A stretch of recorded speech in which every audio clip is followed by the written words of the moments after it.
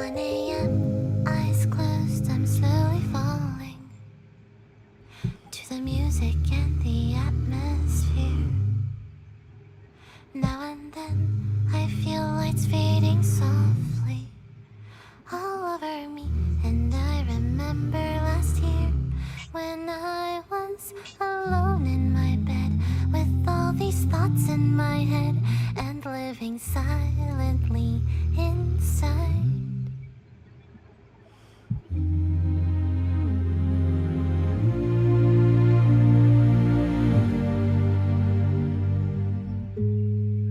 It's so late in the night, my mind is drifting away. Then I dream about times I wished for a new, happier day. If a hand could reach out right now and save my life somehow, I'll face the sun again as soon as this dreary night ends. Katie? Don't wanna go down like this. My head's in a place that I don't miss. So ugly, so grumpy. Sleeping in the meantime, just stay comfy. Once everything's said and done, I know I'll be okay, I will overcome. I'm hoping, I'm here. Princess. I remember last year when I was alone in my bed, unhappy thoughts in my head, and living silent thoughts in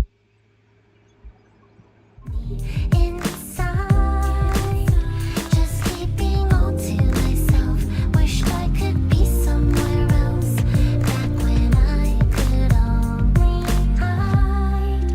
It's so late in the night, my mind is drifting away. Then I dream about times I wished for a new, happier day. If a hand could reach out right now and save my life somehow, I'll face the sun again as soon as this dreary night ends.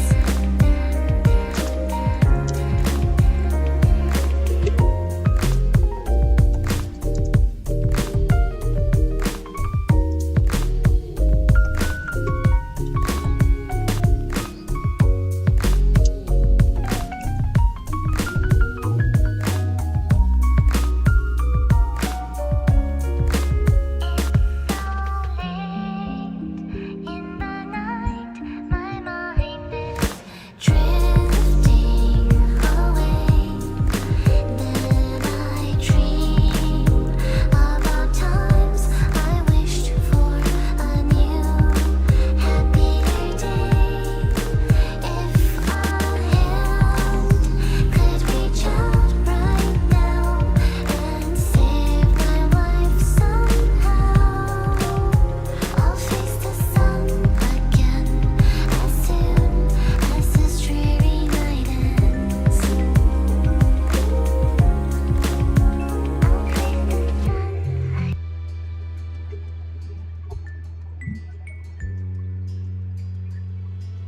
Okay. I got to like. Hold on, I'm trying from my phone. From my computer. I have to, what is it? Find the little chat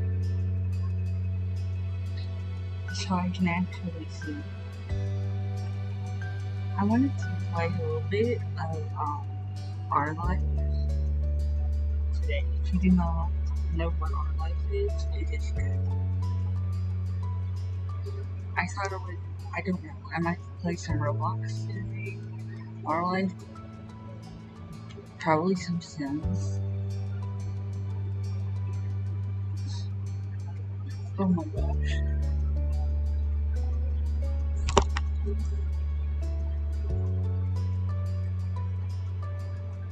Hold on.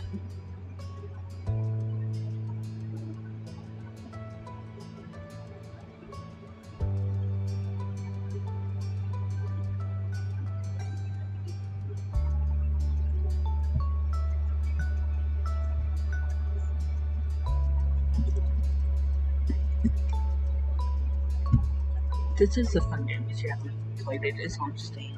It's a nice, relaxing game.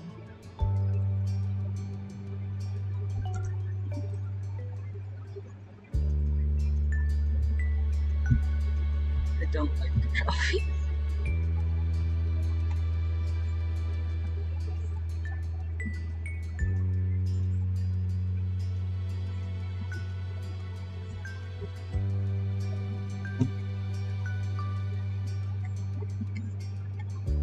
You can try that.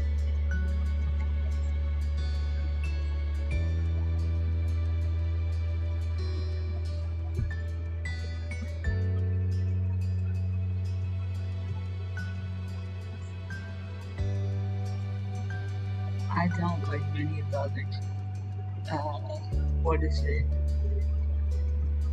colors for hair. Not really.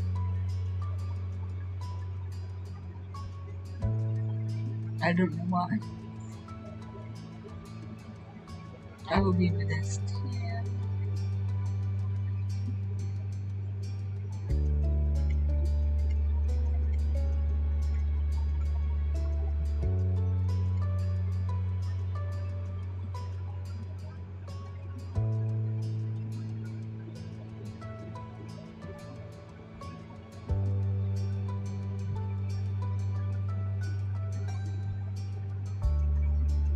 Okay.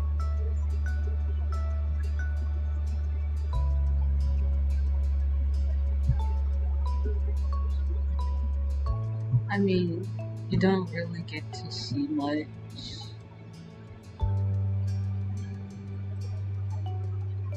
You don't really get to see her at all. So I don't really get this.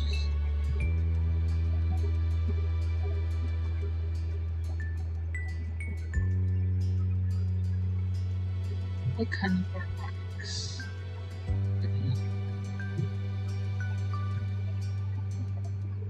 This is one.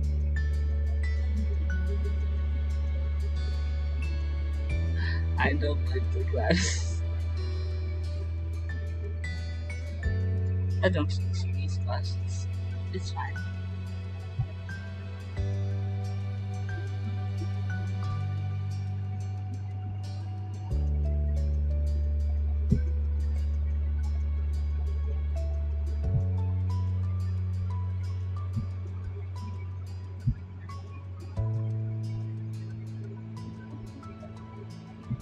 I don't know if they have.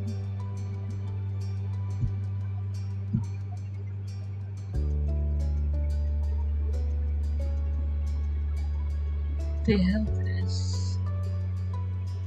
I don't know.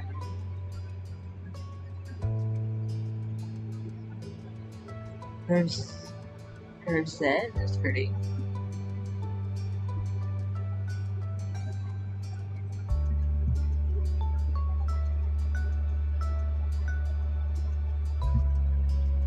Hold on.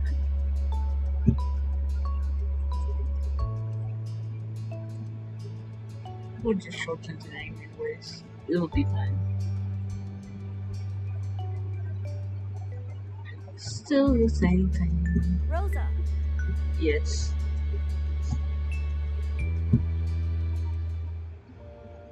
Okay, there we go.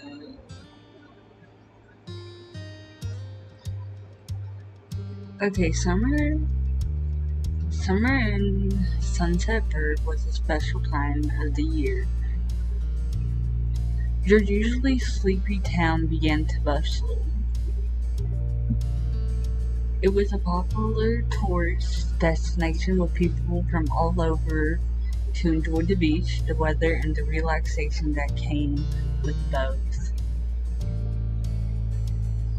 The smell of the ocean, crisp and salty, hung in the air, bringing you 3 whole months of schoolless vacation with me.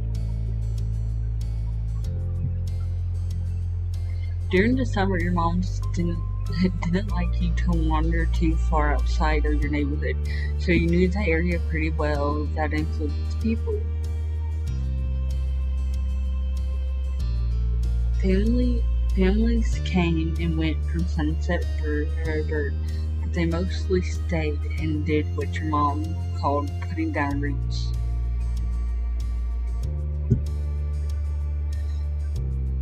They built businesses, they got to know each other, and they definitely said hello to the nice young kids who waved when passing their stores. Going for a walk around town mostly meant that the familiar, friendly residents waved or asked how your family was, or most often just said hello.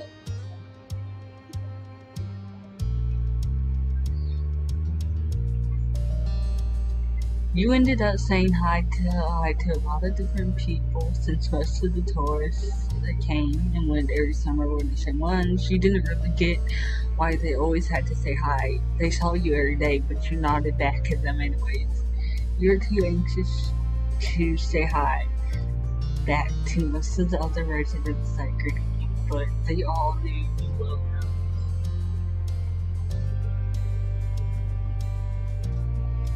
I think it might be fun to what is it?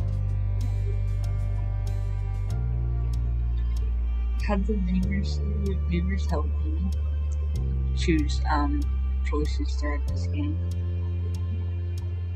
Because why not?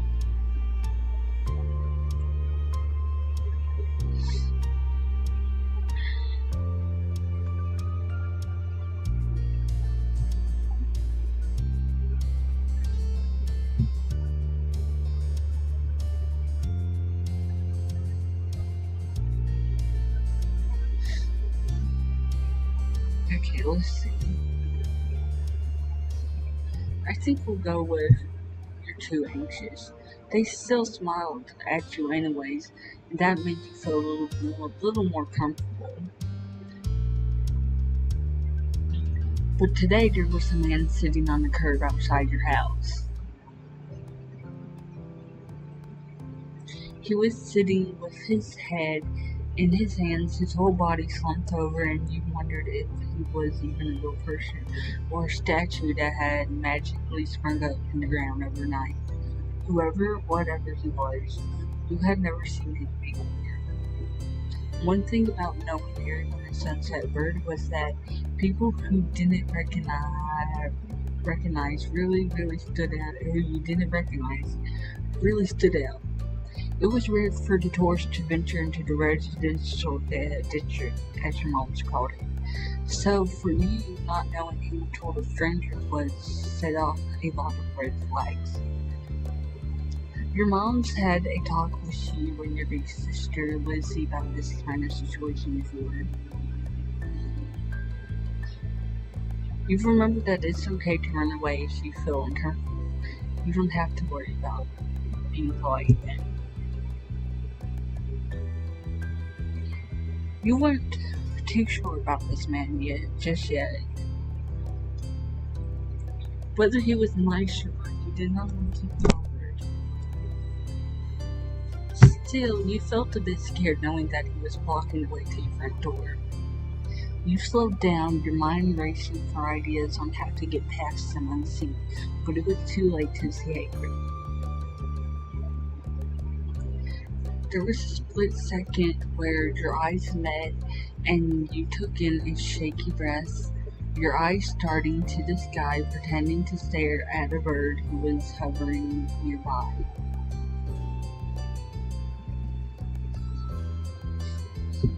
Hey! His voice startled you and made you jump, but you still didn't look at him. The bird landed on top of a nearby gatepost, and its black feathers ruffled against the gentle breeze. Trying to keep your eyes on it, it was tough, especially when the man stood up and started making his way towards you. Nah, I'd be running out of there. I for real, I'll be in and out. There's nothing you could do to convince me to say.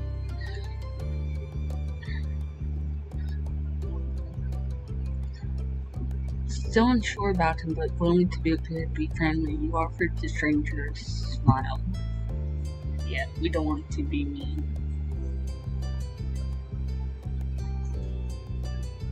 The man gives you a grin of his own back. Do you live around here? What's your name? You looked the man up and down, taking in his tan skin and relaxed appearance. At least his clothes were relaxed. The way he was acting wasn't. He had sharks on his shorts and a stingray tattoo, and you wondered if he was obsessed with the ocean or something. Yeah, it makes you wonder.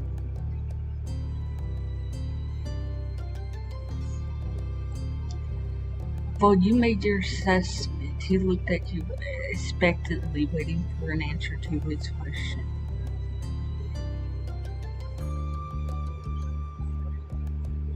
I live right there. My name is Rosa.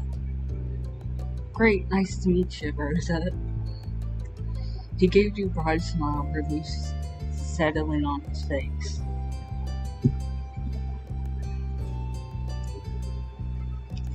He reached into his pocket and pulled out a clean $20 bill. It crinkled in his hands as he held it up to you. Okay.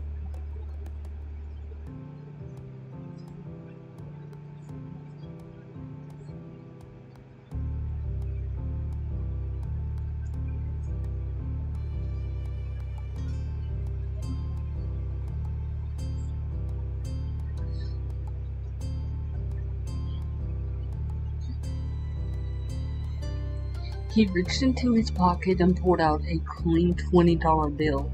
It crinkled in his hand as he held it up to you. Even more confused than before, you looked back at him. Well, could you do me a favor? Nothing bad, sorry. I should have. Let me start over. He cleared his throat and stood up straighter. From where you were standing, it just made him look creepier. I have a son. His name is Co. Who's about your age? Co, that seems like a pretty strange name for an actual living person to use. But definitely the kind of name someone like this guy would give their kid. We moved in across the street, see? He gestured toward the house that had been empty for a year. His watch catching the late afternoon sun and reflecting off the walls. The gigantic for sale sign was finally gone. You must be Rosalie, right? I met your moms earlier and they told me you ate just like him, so... He shook the $20 bill to bring it back to your attention. A whole smile tilting his lips at the corners. Can you try to be friends with my boy? Just give it a chance. You can keep this. He's a good kid. You'll like him. But you gotta keep it a secret too, okay? It wouldn't be friendly to say his dad sent you.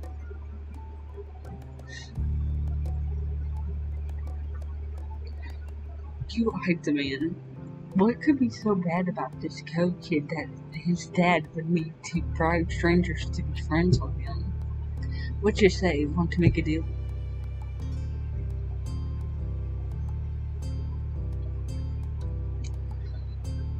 Okay, so we can either take money. We cannot take it, or we can just straight up run away.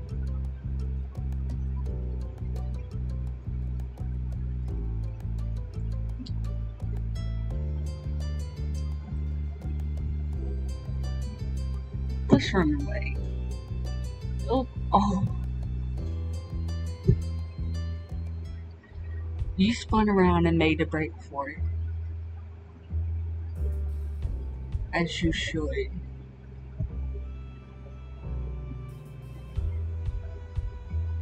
You don't offer any explanation, you just focus on getting away.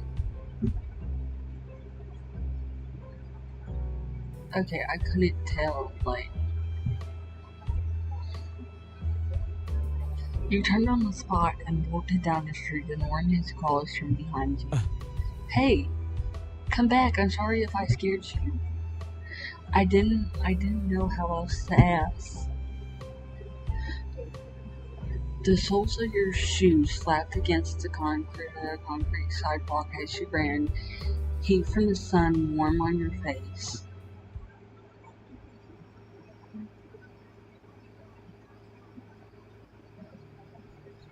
Okay, this is where step one begins. First sight. Eventually, his shouting faded into the distance. You let yourself slow down and tried to catch your breath, wiping the sweat from your forehead with the back of your hand. The chirping of crickets and tall, dry grass echoed around you, and you lifted your head to survey your surroundings. You'd run into the hills behind your house's backyard. From here, you could probably get back inside without seeing the guy again.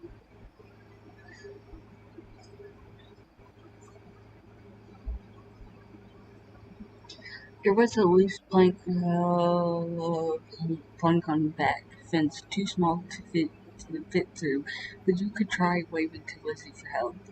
You couldn't yell because the man might find out where you were, but your family would have to see you sooner or later. You took in a deep breath. You wanted to try to relax and couldn't. You weren't sure what, but something told you that you weren't alone, so you glanced around. There was a boy sitting at the top of one hill, almost completely hidden within the long grass and white flowers surrounding him. His head was buried in his knees, staring ahead by himself. For whatever reason, probably just that he wasn't paying attention, he hadn't noticed you yet. You watched him a minute longer, feeling a little bit like you found a deer in the wild. Though deer didn't have sad frowns. But this new boy did. You wondered what could have upset him.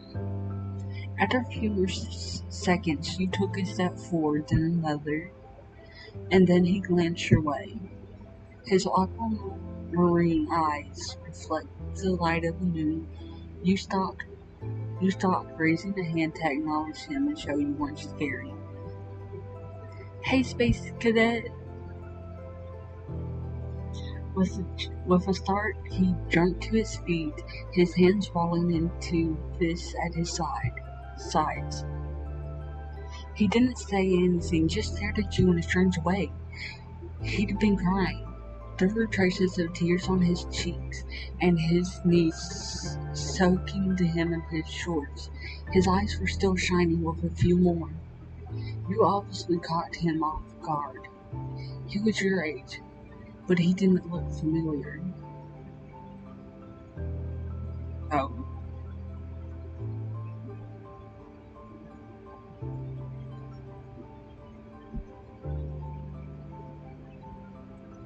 maybe he was the boy that new neighbor had been talking about before you ran.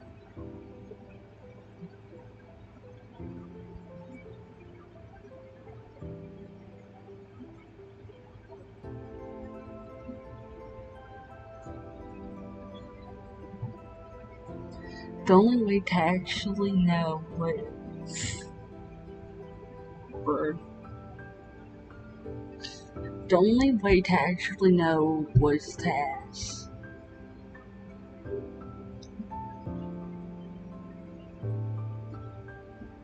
Who are you? I never seen you.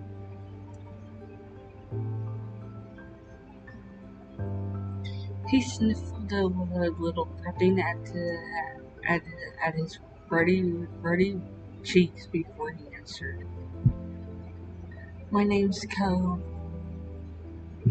I'm. You could see him hesitate, shifting his eyes side to side. My dad and me, we moved here.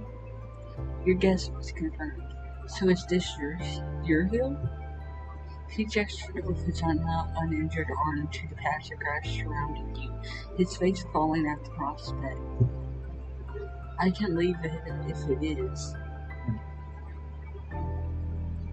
You can't on a hill. Why not? How could you? You just do? I had to go back it out. Oh, you did?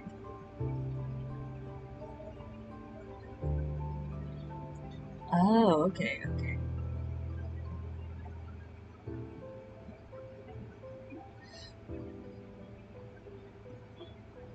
He sat back down with a thump, resting his chin on his knees again.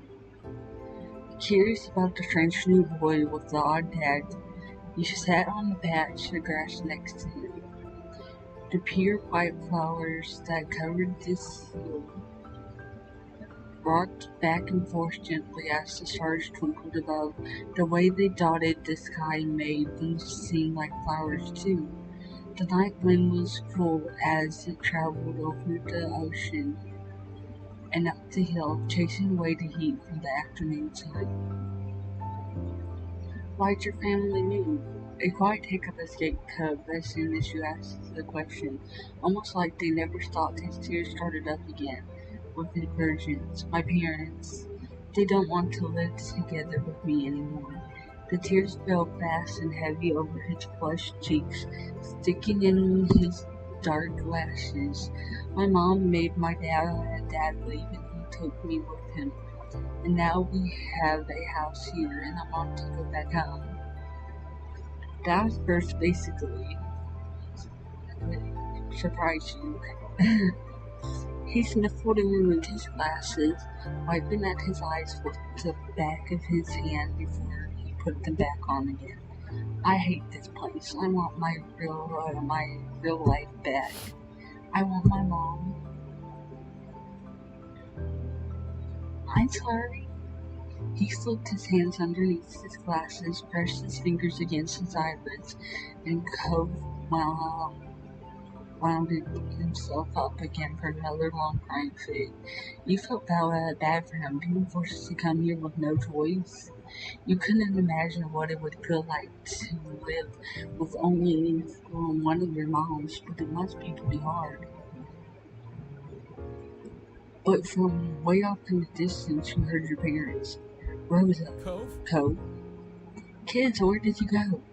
Cove looked at you, tears still clinging to his cheek.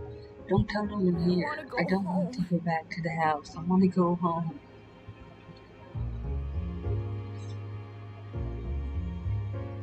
Sorry, I have to. Stretching as you stood, you tilted your head back down to look at Cove. I can't lie to my moms about where you are anymore. And they're going to tell me. Slowly, Cove stood up with you, still looking reluctant. His dad's voice rang out again. Cove, can you hear me? He looked toward the sound of his dad's voice, silent, then turned away while rubbing his bandaged arm. Sorry, I still don't want to go. You called out yourself, wanting to go home and raise your own voice. Over here. Cove's face soured. He said nothing, but his thoughts were probably pretty nasty at that moment. Yeah, I bet. I wouldn't be too surprised.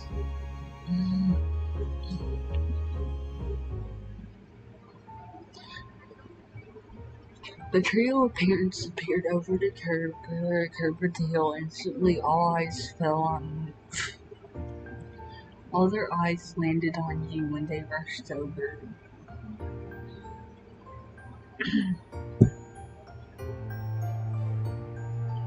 Both of your moms were at your side in a split second, faces filled with worry.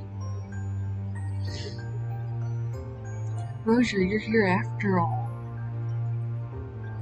We had been at the park to check for Cove and then heard what happened earlier when you met the new neighbor. I thought you might have gone off further.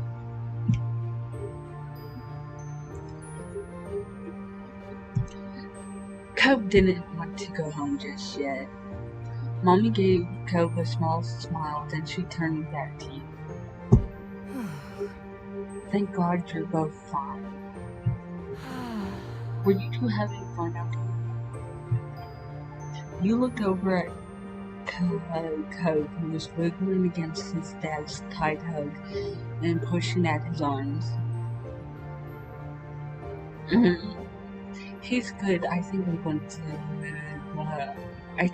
to marry him. You nodded smiling slightly. Oh, that's wonderful.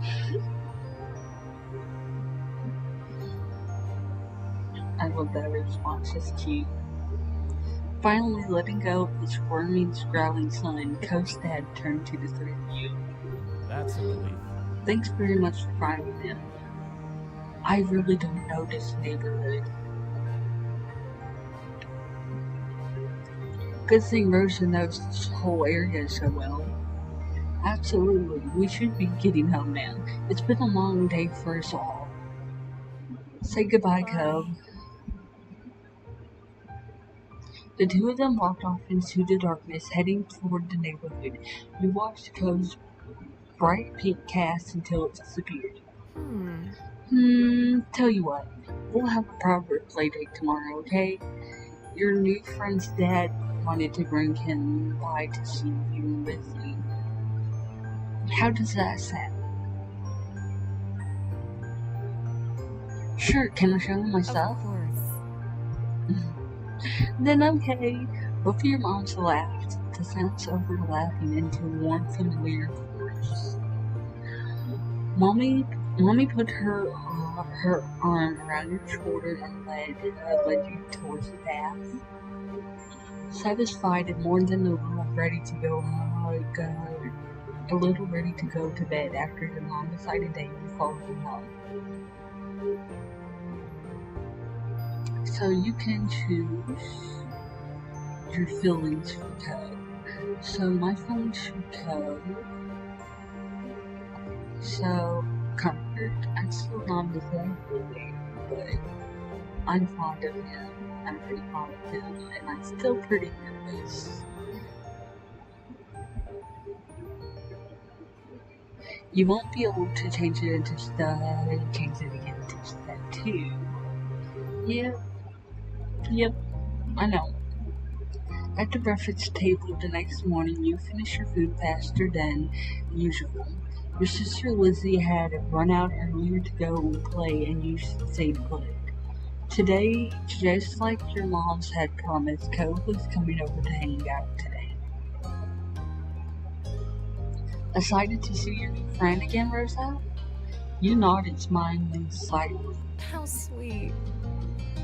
How sweet. I'm so happy you moved in. Okay. With that said, are you done with your breakfast? Haha, I don't know, am I? You gesture down to the empty dish in front of you, raising your eyebrows dramatically. Okay, we see.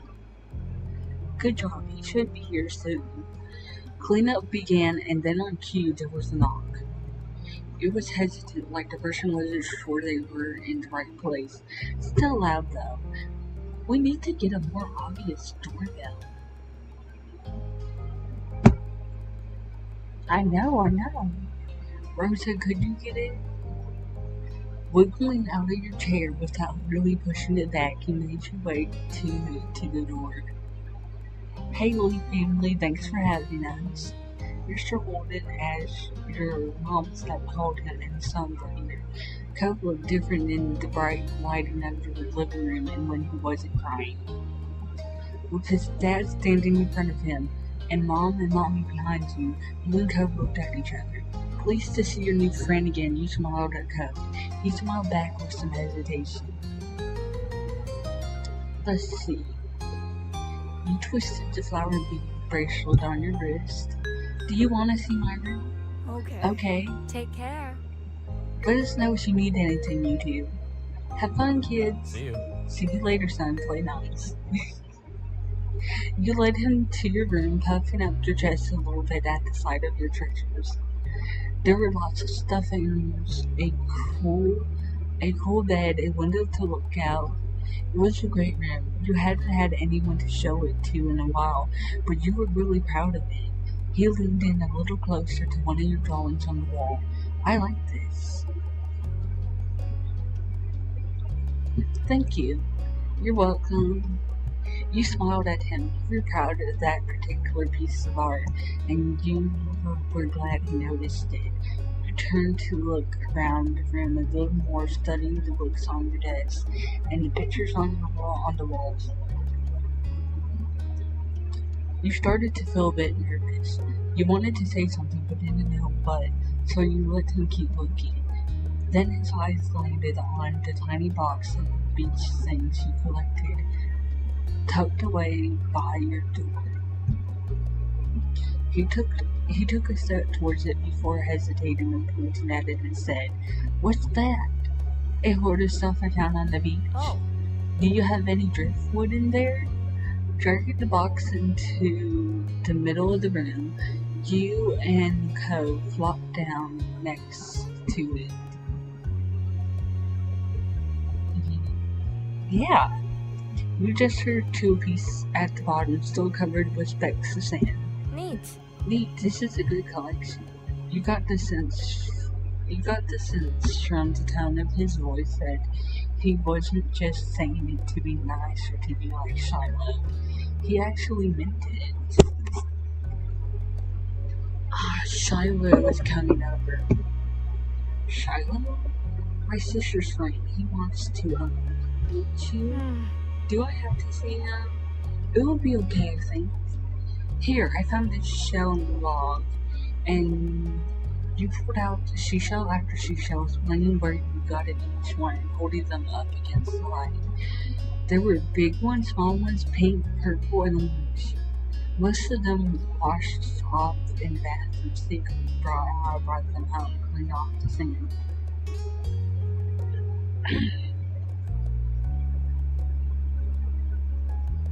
The collection was so huge and varied that you had lots of funny stories to tell for all of them. Apparently fascinated either by the stories or by the shells themselves, Cope listened with what looked like full force of his attention. Like when you almost got pinched by a hermit crab while searching for shells, and after watching him cuddle back into the ocean, you found another empty shell that was almost a twin to his own. It was a new experience to be the center of such dedicated focus. But Cope hadn't been mean to you, so you didn't mind. You smiled at him every now and then while showing him your collection. "Kids, come down to the living room." You could tell the idea was making him unhappy, but Mommy wasn't giving you much of a chance to hang around. Cope hadn't been like this meeting you. You guessed it was because you found each other by accident and the parent didn't make it happen. Mr. Holden must be right that telling Cope his dad was part of that would be a bad idea. Before you knew it, you had both been escorted downstairs and deposited in the living room, ready for Shiloh's visit. The two of you sat side by side on the floor of your homes in different ways. I brought the box of shells. I want to keep looking at them. Great. Bust it open. We can keep looking while we wait for Shiloh. Cope reached in and pulled out a big orange shell. Oh, like he hadn't spoken aloud yet. He turned to you and held it up to his his eyes shining. "I like this one the best." "You can take it." Cope looked at you in surprise, his eyes going wide. "Really? Sure, you like it a lot, right?" "Uh-huh, but I don't want to take it from you. It's okay." You got the person he was hesitant to accept something because he didn't know you very well. You decided to let it go. Okay. You didn't want to pressure Cope too much. It was supposed to make him happy, not nervous. Plus, Cope was your name now. Maybe you could give it to him another time. "Yoda boy, come here. Come up here. Come up here. Come up here. Hey, Yoda boy." The two of you were still sitting on the floor, looking through your collection of beach findings when the doorbell finally rang. Cope, drunk, startled by the sound. Since the person hadn't knocked, he figured it was probably Shiloh. He knew where to look for that. Lizzie's friend? You nodded. It was already obvious that Code didn't hide his feelings well. You could tell what he was thinking right away. Hi, Yoka. Little boy wants pets. This isn't a good idea. I'm sorry, there's nowhere to go. He's at our only door, and if you go upstairs, he'll find you. Code glanced around the room, his eyes wide, and finally paused with his gaze locked onto the back of the house. Oops. Again. I can go out the window. Yoda, what are you doing? What are you doing? He was already walking towards it. Scrambling with something to say, you stepped forward and then paused.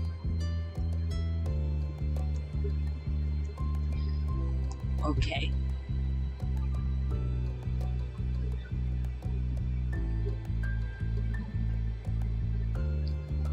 I'll come with you. Hurry, don't see where we're going. Okay, we're deciding to come with him. He glanced back at you and then nodded. The two of you made your way to the window together. Again, I'm sorry I can never speak properly. I don't know why. It wasn't much of a distance to clamber out. By the time you landed gently in the bushes, you looked up to see that Code was already taken off from the house. He was fast, but you knew you could outrun him if you had to. Code! You ran as fast as your legs would take you, grasped for him around your ankles as you did so.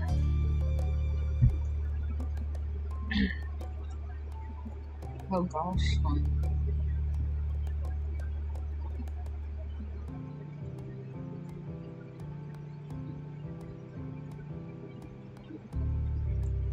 Cautiously, Code slowed to a halt and looked back at you. You should probably be like, what's wrong? Where are you going? I don't know, somewhere else. I just don't want to see you. Oh no. Rosa! Shiloh came into the picture. Shiloh!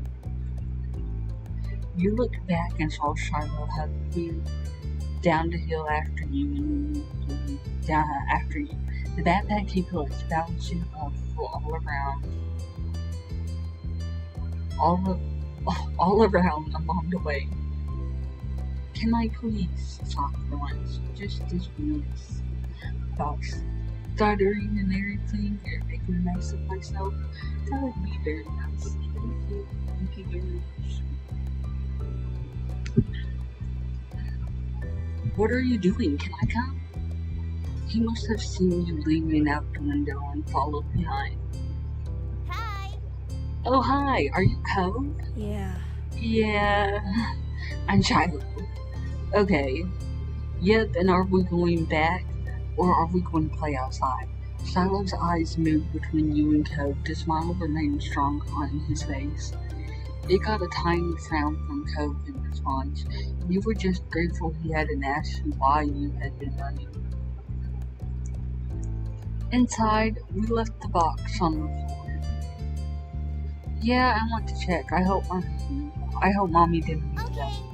Okay. With Shiloh trailing behind you, Code headed back toward the house. The plan for the rest of the afternoon, at least as far as you were concerned, was to sit and look at the beach, sing some more. You weren't really in the mood to do much of anything, especially if Code was having fun. You held out a recent find to Code, a scalloped shell that had washed up on each floor. It's a pretty color, kind of like my cast. The beautiful glittering paint did look a little bit like the wrapper on his arm. Pink is a nice color. Okay. Oh? Is it your favorite? Not really. What is? Baby green or blue? It might be yellow. Oh, those are all cool. I guess. Yeah. Not sure how to deal with so many more awkward silence. You looked back at your shelves. Like usual, it didn't take long for Shiloh to get to his feet. Lizzie was his favorite. Without her around, Shiloh didn't seem to know what to do with himself. And Cove wasn't like your sister. He wasn't that much like you either. Is Lizzie coming back? Don't know. Aw. Where'd she go? I think she's at the beach, probably. Is she playing at her park? Cove's eyes went up at the beach in the park. There's a park? Yep, it's old. Can you show me? I want to go. He started getting up before you had even answered. Charlie jumped up beside him and beside me. Really? You do too, right, Rosa? The park is fine. No. I still want to go see. You do? Yeah. Like a puppy watching a ping pong match, Shiloh looked back and forth between you and Kevin. So, are we going to find Lizzie? I don't know. I never really wanted to see her. I just want to check the park out. I drift without any direction. Shiloh finally turned to you. Okay. He poked her, but both boys wanted to go. So did you. After getting permission from their moms, the three of you were ready to head out. It was a short walk to the park. Lizzie had convinced your mom that it was so short she should always be allowed to walk there by herself. When you found her, she was hanging on to the jeep, swinging back and forth. Hey, Lizzie! Her face lit up when she saw you, her big brown eyes going wide. Rosa, Shiloh, hi! She dropped to the ground and landed on the side of the sand. In a split second, Shiloh had abandoned you two and scrambled over to stand by her. You were used to being let out when it was just the three of you. But now Cove was here. You wondered if he would you too. Who's that? It's Cove, isn't it? Hi. I remember, hi. Welcome to my park. Nobody ever comes to play here, so this is where we get together. She gestured wildly with her arms, as if to present the area to the newcomer. Without interrupting Lizzie's speech, Cove whispered in your ear, quiet enough that the others wouldn't hear. I thought kids couldn't do this, said Thomas Reeves. You couldn't help but laugh at it. While Lizzie continued talking, you took the chance to kick off your shoes and wiggle your toes and said, nice, huh? In this neighborhood, I'm the one who comes up with ideas. You are? Yeah, I am. Who else could handle the problem? Lizzie is the best. By a lot. My mom said you were some things. Yeah. Yeah. Thought so. That's too long and went into spirit because of one of the visits. What about other kids? Other kids? There aren't any. We're not only kids here. And Shiloh was just visiting from a new place. Not even tourists really bring their kids here. This is an innovation agency. Be careful of that. The oldest don't try to steal the news. Oh. For a second, it looked like he might cry again, but something in his eyes shifted and he looked back at Lizzie. What kind of people, like moms and dads or grandparents? Grandparents who don't have kids, they hate kids. Why?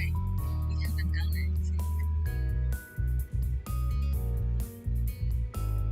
Stop saying stuff like that. You won't upset him. You interrupted quickly, hoping Cove would do that again.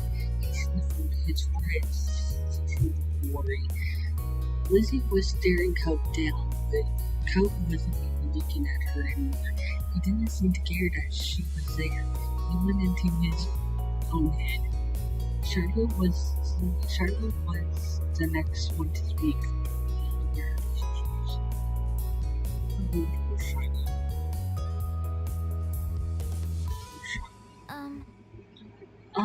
I met Lizzie and Rosa in school.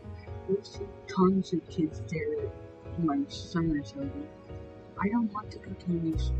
I don't want to. Charlie looked down to the dirt. He hasn't had much luck striking up conversation.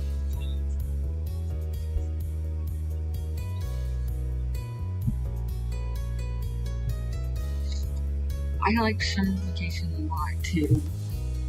All the building tension in the air suddenly vanished when Lizzie laughed. I tried to discomfort at how weird she thought Cove was. As something else entirely. We didn't really know, but she laughed and they scratched it up. Okay. Welcome to Sunset Bird Cove. Take a seat, put it up your feet, and get used to it.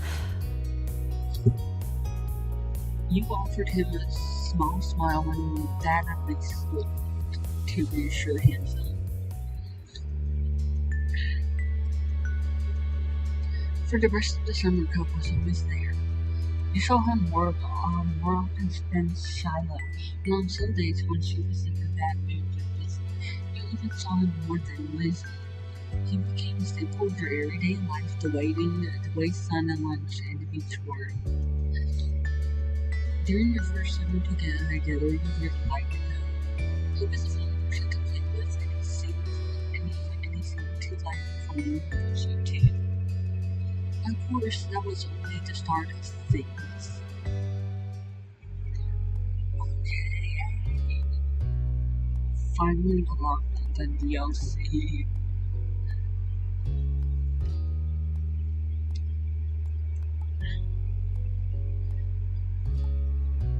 So, just for anybody who's wondering, we are playing our life. I think it's beginning in the woods. Our life beginning in the woods is what it's called. And it's a little visual novel actually that follows you, MC, and television. So basically, you grew up together at meeting each other and just having fun time. And you can buy the games and everything's pretty cheap. It's DLC and everything. I know you would.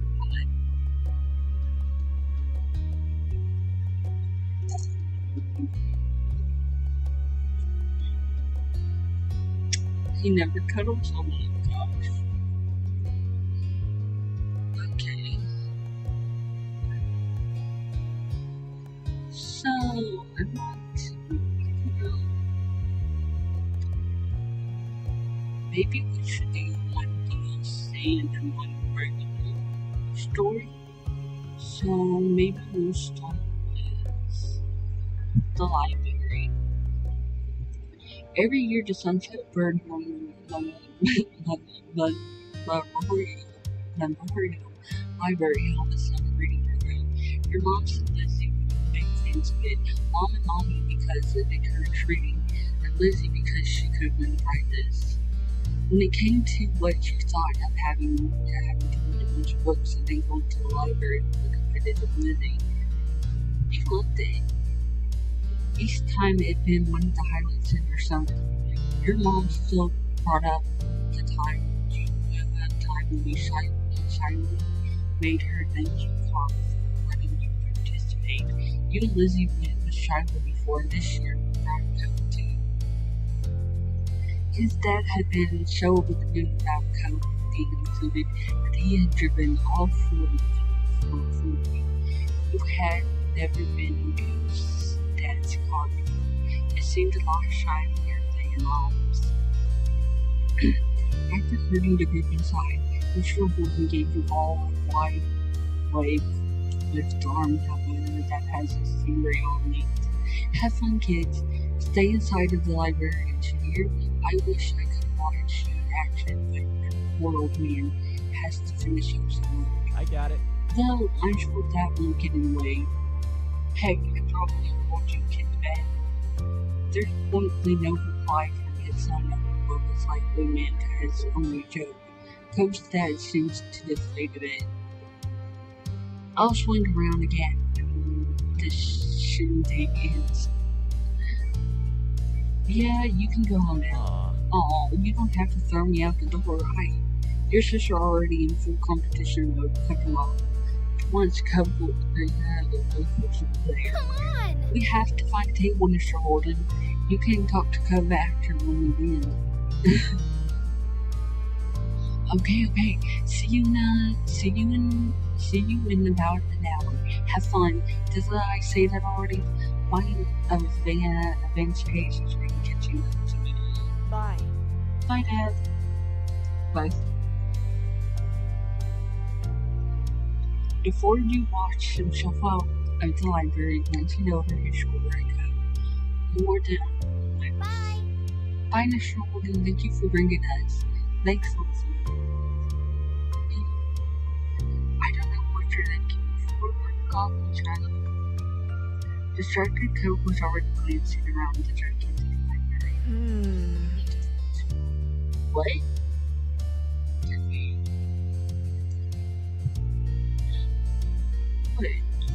I said I want to go and look around and see what's here.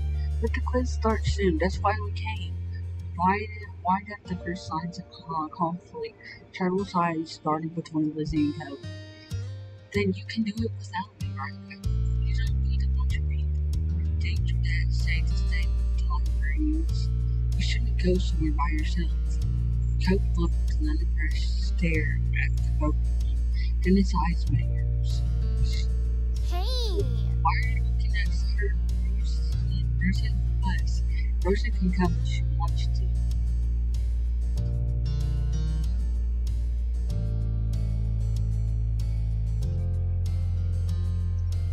You walked over to Coke, averting your eyes from Lizzie. Seriously? Yes, seriously. Coke looked surprised but happy at the same time. This was something surprisingly admit he was looking forward to, and you still picked his side instead. Fine, let's go, Charlotte. Okay. His arms folded, your sister stood tall. Charlotte had to race to keep up with her. She cares a lot about that. Charlotte looks like Rachel tried to keep up with hers. Couldn't help but laugh. Since you've been here a lot, we could play hide and seek. Hide and seek, not spoiling. Yep, if you're searching for you, if I'm searching for you and you're searching for me, we really have to look at everything. You weren't entirely sure of how effective that would be, but couldn't say he was told. I'll hide first. Okay.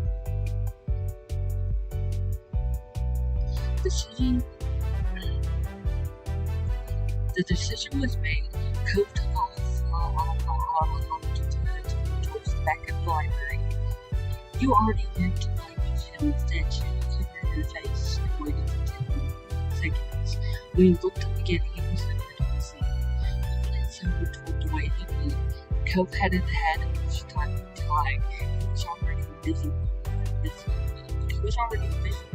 place he decided to check was inside the fairy tale display. Near the origin section, there was a display of a bunch of fancy books. They were old copies of books. Leaning over the Anderson section, hand resting on the glass above where the doorway that the woman books you peered into the tiny room. And there Coke was seemingly lost in thought. You wait to get his attention. I didn't think you'd find me so fast. Nice one. Thanks. He shrugged. It's just a trick. Okay. Your turn now. I'm going to cover my eyes and count to 10. I promise I won't peek. While Coke had his eyes securely behind the palms of his hands, you need to go hide. Rule is hide weirdest families. There was a place near the toddlers books with lots of stuffed animals for kids to play with. A tiny section among boxes of toys and beanbags was almost out of sight. If you didn't check closely, it was the perfect place to blend in, and for a little while, you did just that. Unfortunately, all the stuffed animals were also around the wall.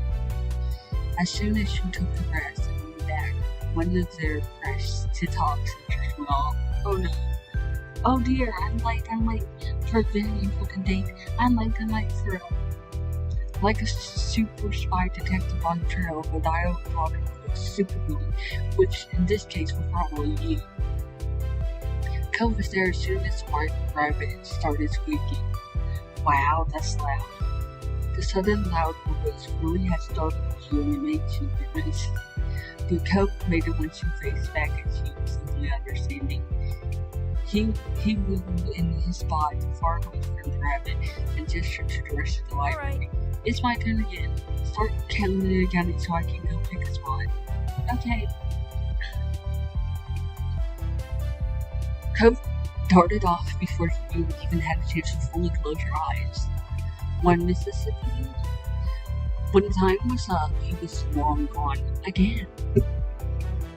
There were still a lot of good places to hide, so you figured he was behind the Willy Wonka statues. He must be next to all the Willy Wonka statues you saw, and you were right. Cove was standing there looking at them. You must have missed him in the crowd at first sight. But he wasn't really hiding at all. Oh hey! These are creepy.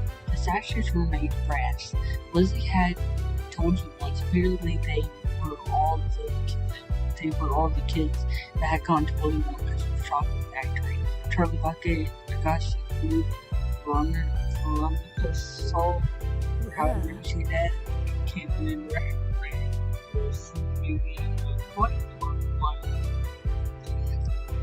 I was gonna hide here, but they're too weird. Let's keep playing. I can still read.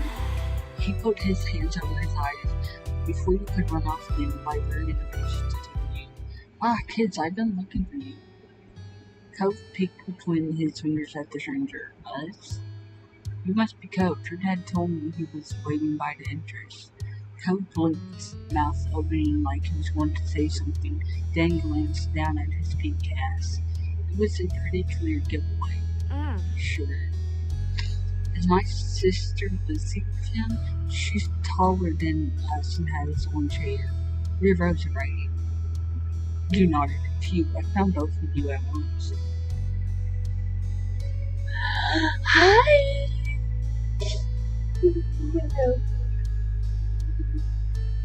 Nice. This time, yeah, we go. I wish I could do it without teeth. Well, he doesn't have his teeth yet. He only got two. Oh, that's the glasses, not the glasses, man. You know, watch. You watch.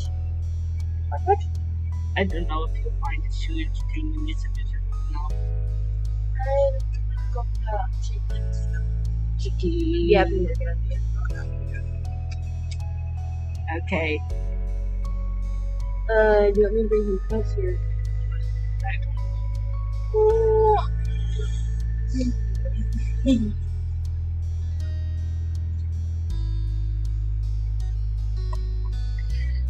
That's right, she's with them and the little guy with her toys.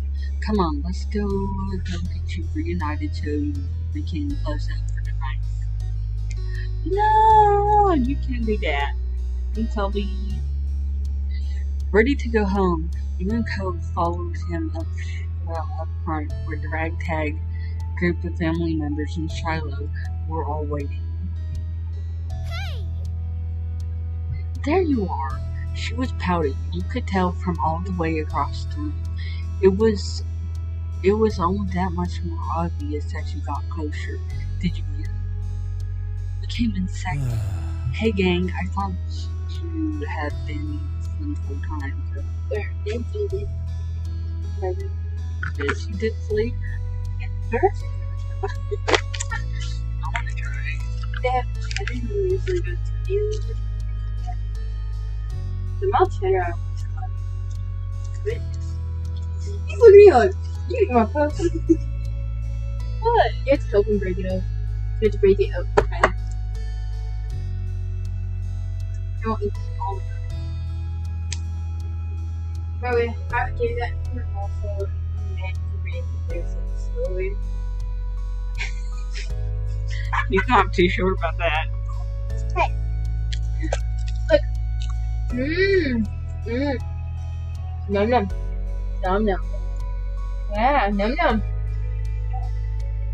Yummy. He's not sure about it. I like those better than Cheetos. Cheetos. I mean, I wouldn't say that. I'm glad you didn't just go off by yourself, at least. Coke glanced over at you, then back at his dad. Yeah. Me too. Your broad smile spread over Mr. Wood's face. That's...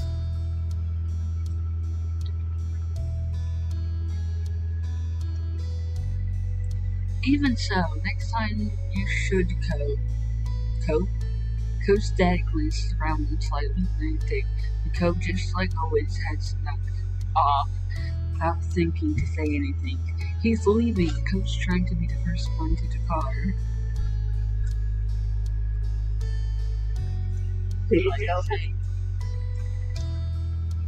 Exo thinking, did you eat it? Yeah. Did he dissolve too? Did he dissolve too? Yeah. Oh. Wait. They gotta make stuff easy for babies to have. So they don't choke. Of course they're not. Plus, if you leave it in your mouth for 2 minutes, it will fall. I'm gonna try it.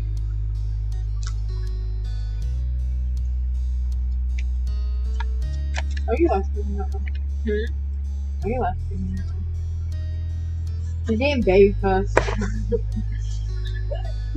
So you just admitted on the live stream that you eat baby puss.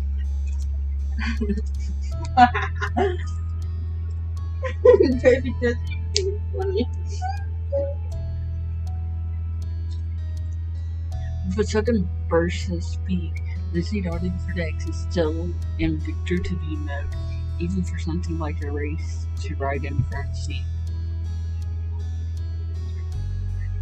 There was nothing else for the three of them to do except head after them, pretending the librarians hadn't noticed all the commotion.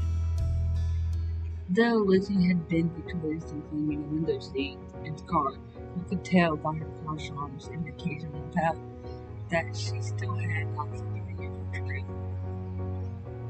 Toby sighed when he had to sit down afterwards and shot past that last second, but he cheered up some as she looked at the back seat next to him.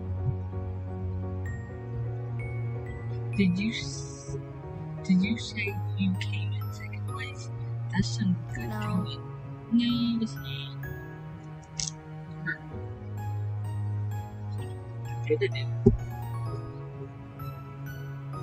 She gave you another glare.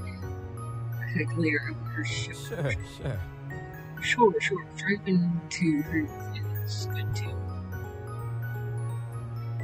That makes Rosa glimmer in your face.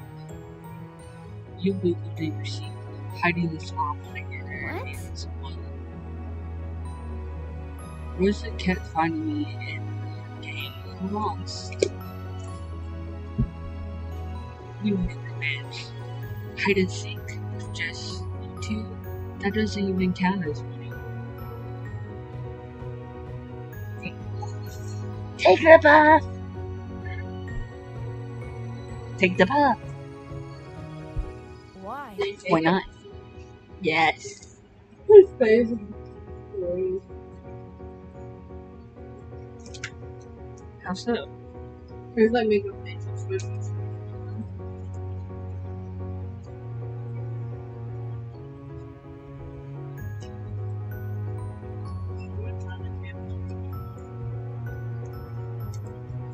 He does. He has three. We pointed out there. He has. And he came back. He was like, there was something true. He pointed. So that's one of the things. Like, Did you at least tell him we were keeping it a secret? I'm so glad I could still bring that. Remember? We done this in period too. I don't care about seeing baby. Yeah, but you want to make sure everyone's keeping it a secret.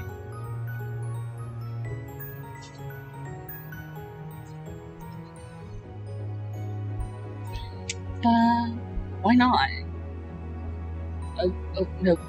No. It's not special. There's no judges or writers. You eyed the seat that she fought so hard to win. That wasn't much of a prize either. Dad. Yes. You could see Coast's dad's eyes in the rear view mirror, suddenly attentive at his son's. We need a prize. Oh, as a matter of fact, Mr. Holden focused intently on the road ahead, as though a suitable reward to Blue's coat might appear before him. Right. Right, the big thing on the flyer for this was the chance to get a free piece of coupon. How about I call up a takeout place? We can have pizza at home for dinner. Lucy huffed, holding her arms closer to her chest. Is Mom even gonna let you take a pizza from Mr. Holden? We'll see. I'll ask her. I'll talk to all your moms about this. Please, you smiled at his mom as you stared out the window. Okay. Right. Are you going to take him with you? Or just leave him? So probably that's not food because I don't want if water gets on blood on the slit. What are you looking at me for? Giving me that look. Please, you smiled as you stared out of the window at the shooter and she was moving by. Thanks, Mr. Holden. Yeah, thanks, Dad. You're welcome. I do what I can. But you really should have stuck with the group. The quiz would have been fun. That was the plan when I dropped you off. We stayed together and then went to the library. I'm glad for that. I will. There's a lot of trouble you can get into when you do have a buddy along the way.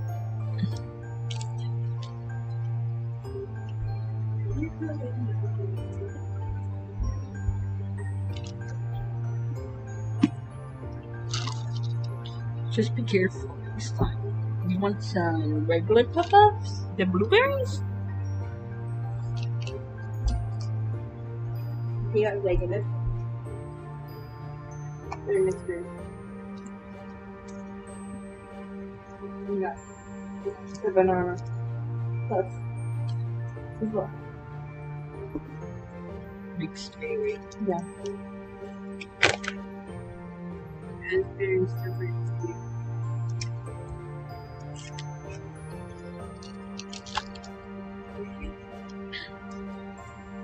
I worry about you, and I bet Rose's parents wouldn't want her to run off unexpectedly either, okay? Okay, that sounds fair enough. Okay. Okay. Let's go ahead and do it. Now, enough for romance. Let's decide what kind of toppings we're going to get. Pepperoni. Pepperoni. One of my friends call it pepperoni. Sounds good. Anything else? And the conversation continued from there. Debates on what was best to put on the pizza for the rest of the drive. Mr. Holden wanted anchovies, and the other three kids in the car had to band together to explain how gross they were. The way Co's dad laughed up in the front seat made you wonder if he was doing it on purpose. You'd had a fun day already, but closing it out with the promise of a free pizza after all and more time to hang out with Co made it even sweeter. It was a shame that you hadn't been able to do the quiz, but skipping it for just 1 year to her, it was worth it. Aww. I love that. It's just such a sweet.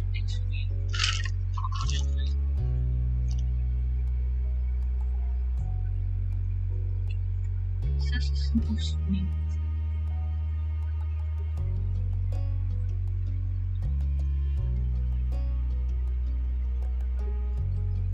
A simple sweet, such a sweet little ending. Okay, so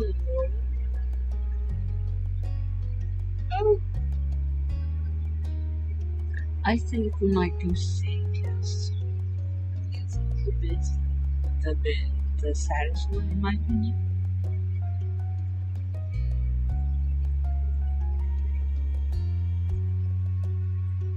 And I just want to get it over with because I'm not a big fan of it. Really honestly. And Code wasn't able to do many things that summer. When you and him and Shiloh sat out on the shoreline one bright morning, you could tell he wanted to be in the water. But there was no way he'd be swimming in the sea. Not with his cast. The waves washed a single ship to the shore, glittering in blue, another reminder of the places he could go.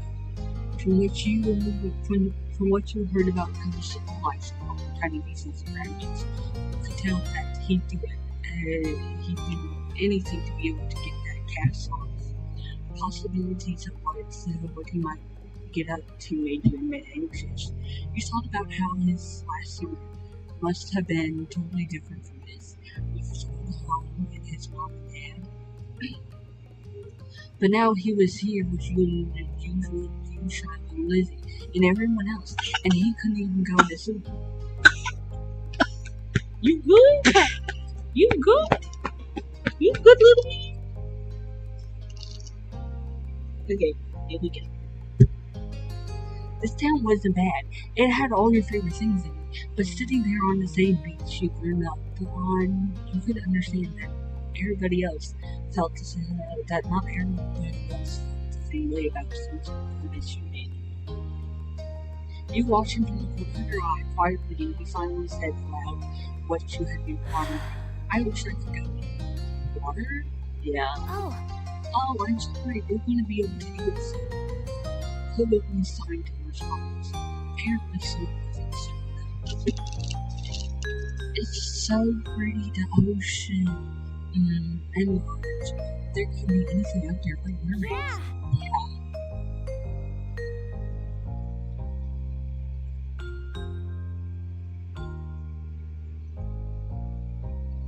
Swimming might be fun, but it's not like there's anything to do about it. Obviously not interested in hearing much more from your input on this situation, Cook turned back to the waters. But as he looked away from the coast, I was just like careful with Cody's line. Hey, are you going to this castle? Sorta. I was playing with hockey. Maybe I could too. I've already big talking. It's really not everything. Well, how do you do it? So the sheep just he's had to be with it.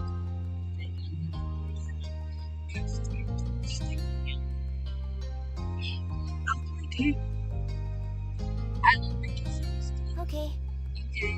He put his hands back to his shoes. I don't do it a lot because how I Charlie focusing intently than you've ever seen him, guided the coast through the process. You have to use your method. It didn't take long for the second to strap up themselves to prepare. That's all you can do anything and make it bigger and substitute carbon free battery I bet you will have some great ideas. Okay. I'm gonna make it bigger. Why does it Cool. cash? This is what it has. It has the base of the shape down. This is image. Looking at the base of your shape cash, you just see the slide image. The better part of the next hour was me focusing on doing well and the voice for doing so. Even Shiloh gets many weeks at everyone else's. You finished shaping before either of them, glancing up from what you built. It seemed you got it done so fast because they already searched around for extra decorations. Shiloh had grabbers, really interesting stuff, and Co had a lot of shells with extra options. The first thing you reached for was a blue seashell. It was the best fit for the region you decided. The blue color of it still reminded you of the blue water, so you tilted the base where shooting it inside, barely poking out to make sure it didn't get lost. Please with your result, you finally took the top and looked around that both Co and Chandler seemed as you understood. You knew you couldn't completely I would use it. Well, let's check out Co's castle. The castle Co had built looked surprisingly tidy, especially for someone in cast. He must have worked really hard. He wasn't even finished digging the huge gap in road in front, but it was already enormous. You got the sense from the enthusiasm he was digging was that the doctor was probably going to find a bunch of sand when he finally made it last. The silence wasn't broken. What's on top of your Charlotte?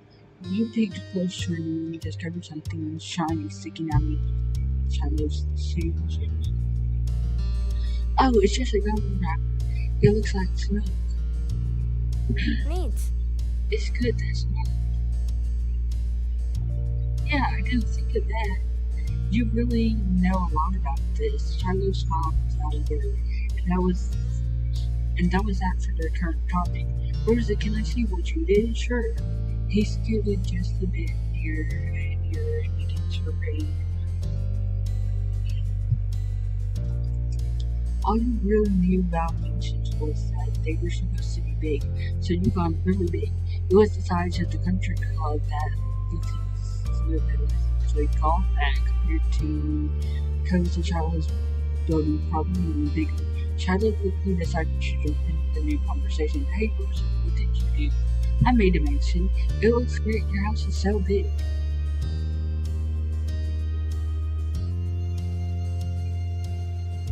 Thanks. You're welcome. I don't think that's the same as a house. Huh? Is me in the house better? No. No, please, please, it's me. I think we are. Cove reached my eyebrows then. If something is some one of that thing that makes it special. Yeah, for sand castles and stuff. People just, my dad always says how everybody is telling me everyone. I don't think I'm very special. Why? You're not. Nobody else is you. Charlotte showed her a lesson and shook his head. I nodded differently. A beat passed between the two. Cove then looked down at his own work again. Okay. He didn't seem to be bothered with the disagreement hanging there. Cove had other things on his mind. My dad tried to get me to make sandcastles the first time we came to this beach. I didn't want to. Cove drove off again. There was nothing on the side of the silence. Charlotte shifted and opened his mouth to say something, but Cove spoke up before he could. We didn't think he noticed that Charlotte was going to talk. I'm telling you, baby, you can do that. Hey, do you know what happened when your mom met my dad? He blinked on expecting the question. He thought hard. I wasn't there. They didn't tell me. I just remembered what happened when I met your dad. Mr. Holden had been with children. Well, he was still kind of strange. No other parent acted like him. But you knew better at this point. Now that you thought about it, it made a lot of sense that Coach's dad talked to him about people being unique. You pulled from your thoughts when Coach continued. Oh. Oh, well, I was there. I don't think my mom has met your dad. Yeah, I'm pretty sure she hasn't. There's this picture tonight. Dad met the same day I met her. You can see what happened.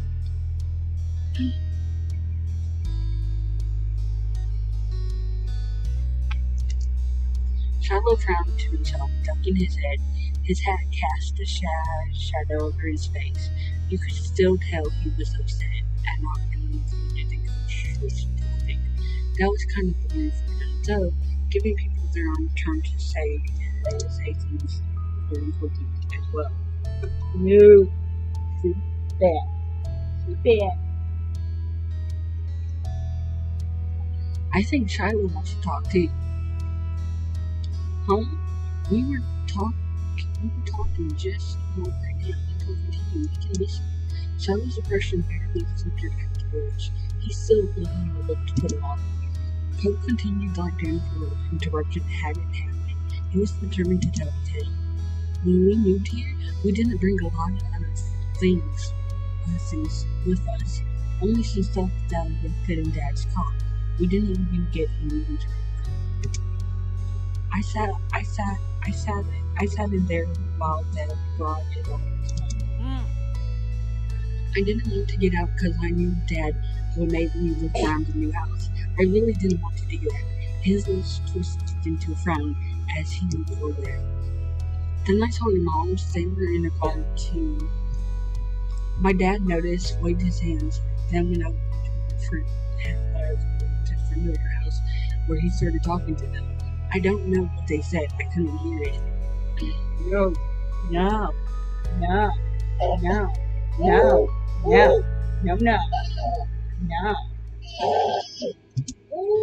But he couldn't see me anymore since he was looking the other way.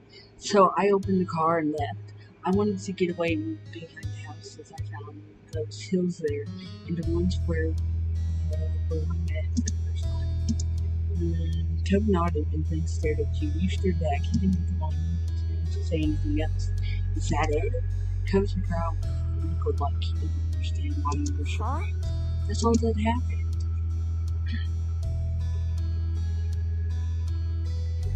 Okay. What is it? What? You said that in a little way. Did I? Toby reared his eyes at you suspiciously. Shiloh's mouth twisted into a scowl of disbelief, but he said nothing.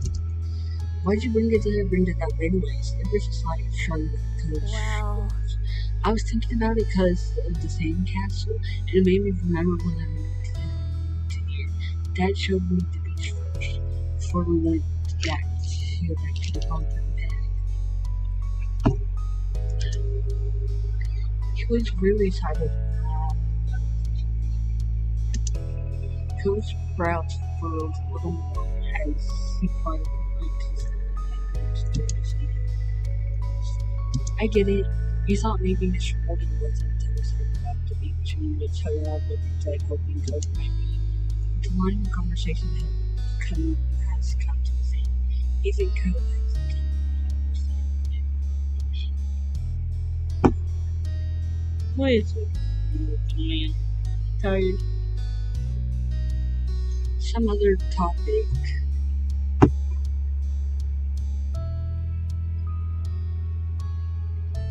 Nope. Some other topic had popped into his head. Shiloh fidgeting uncomfortably in the sand had made Cub aware of his presence again. They looked at each other and you could only wonder what this might be about. Hey Shiloh. Yeah? Why are you always turning to me, even when nothing is happening? Clearly startled, he jerked back. Neither you or Shiloh had expected that to be how he might include it in the conversation again. I don't know, I guess. Come back! Okay, it's kind of weird. Shiloh's eyes were wide with embarrassment and his lips twitched and he was blushing even harder than before. Maybe it wasn't only this, perhaps it was simply the last straw, but it was a big deal to Shiloh, a huge deal. He didn't just look sad, he almost seemed panicked. You weren't sure if he was about to cry, or run away, or what, but you soon got an answer. Why do you wear glasses? Most kids don't wear glasses, and nobody is named Cub. Who asked you to come? Who asked you to come? It was probably just your dad. Like it was his family, because you don't have anyone else who would replace. Cub blinked. The tension on the beach was shrinking in a way he didn't know how to even mention it. Yeah. Sit. No. It didn't seem like the kind of thing he would get upset about. Though you hadn't known what kind of thing. Quit! No, you cannot touch the computer. I'm sorry. Me too, I was just wondering. No. Sit there. Do not touch.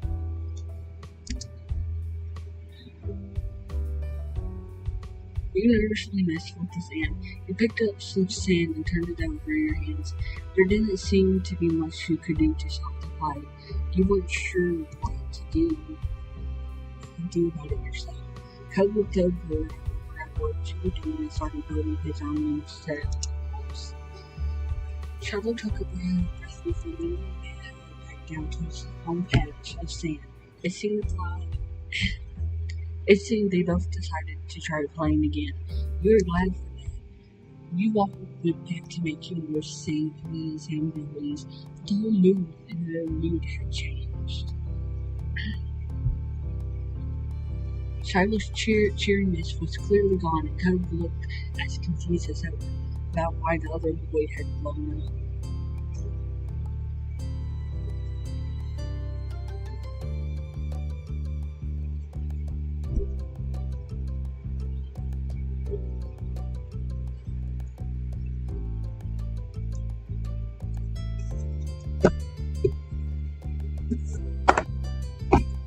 Where's your check to the left?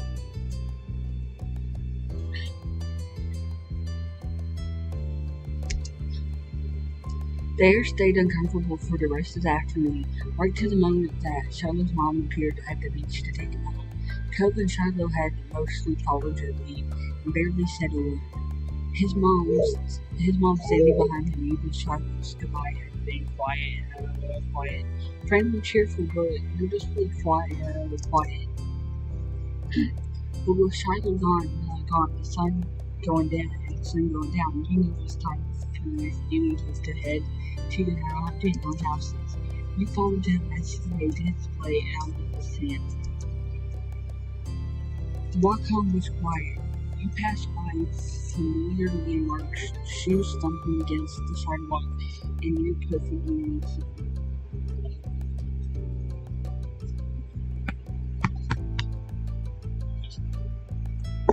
Nope. I just didn't do this, huh? Cub was clearly caught up in thinking about something. You asked Cub what he was thinking. The process of asking made you nervous, but you did it anyways. Hey, is everything okay? Oh. No, I was just wondering. Cub fell silent again. For a few more seconds, then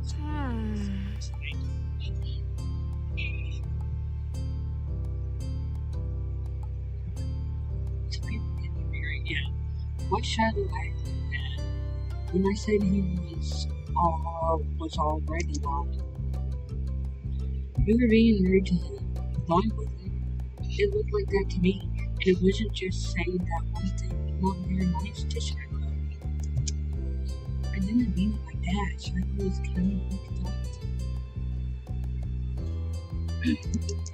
See, that's kind of rude. I guess I can get it. Why would he do that sometimes? Sometimes I get really mad too. Despite seemingly coming to a conclusion, Thompson was so sad. Hey Rosa, wish I lived telling the truth. Huh? His gaze left he felt the shooting to me. He looked up at me. Does my dad make you hang out with me?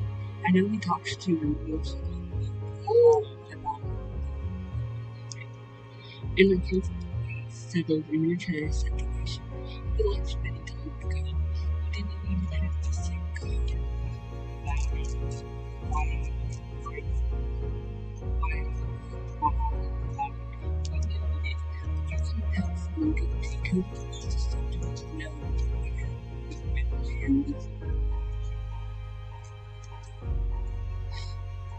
I think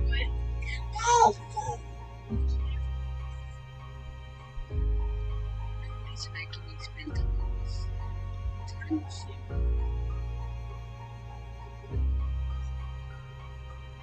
you. Coach was relaxed. You hadn't even noticed that he had teached down. Yeah, that's what I thought too. Anyway, I didn't think you were pretending. I just wanted to make sure it was okay. Thanks.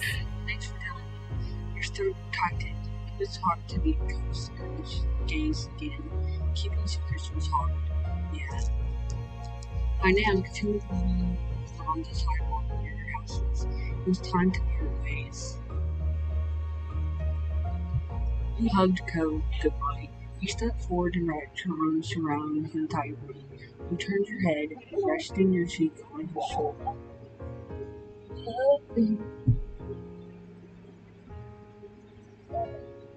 I don't even know what happened.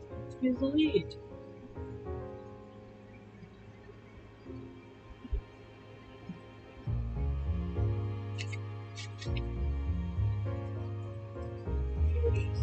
Vinny! No.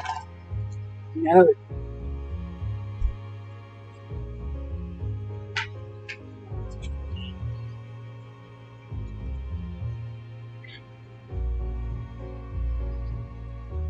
You stepped forward and wrapped your arms around him tightly.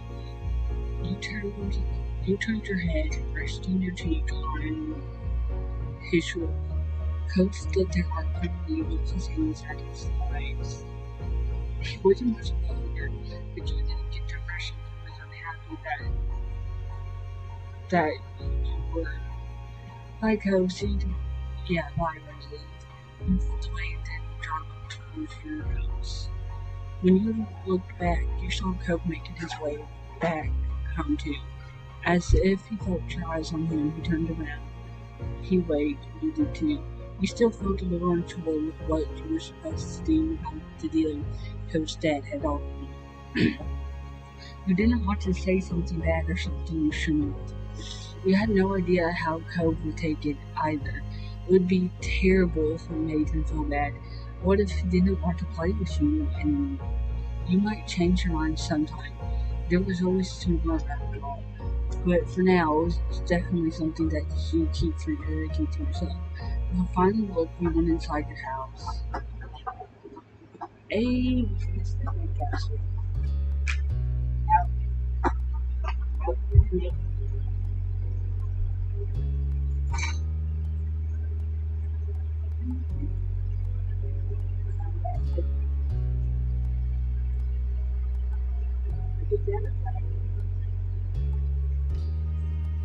it's my small family for a little baby. Just as yourself. Hey, hey, hey, hey.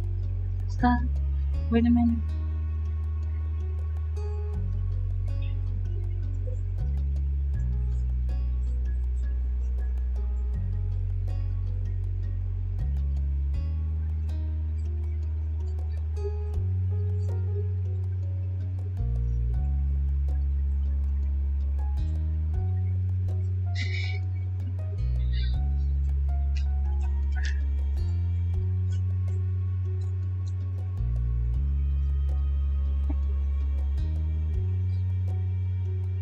Hey.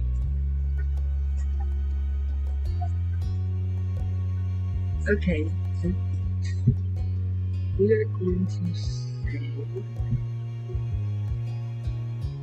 I have so many Gotta go to.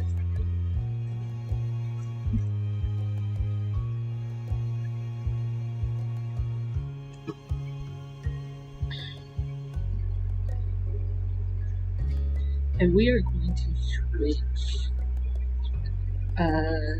games for a bit. I think that would be a good idea. Because I do not want to just sit here all day and play our life, even though it is a good game, and I wouldn't recommend playing it. Oh! He bumped his head. What happened? He bumped his head, Mother! Mother! What?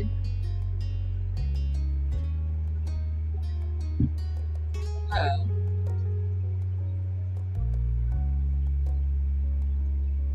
Yes. Just for now.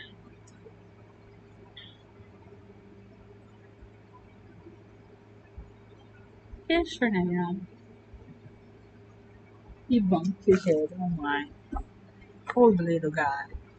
It's not fun to have your head bumped. No, it is not. Bro. I don't know why. I don't know why.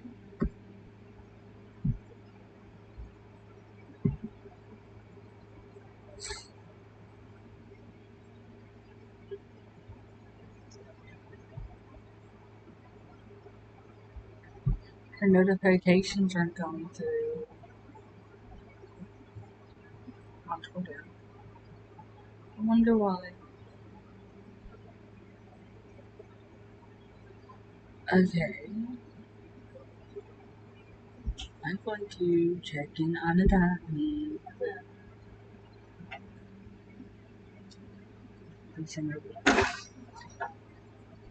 What? He's like, I bumped my head, Mother. Where are you going to? I don't know, just probably face planting. That's why he was grumpy? At least right then when he was crying. He's scaling? I got a rattle over here for you. Alright. I gotta put the gate.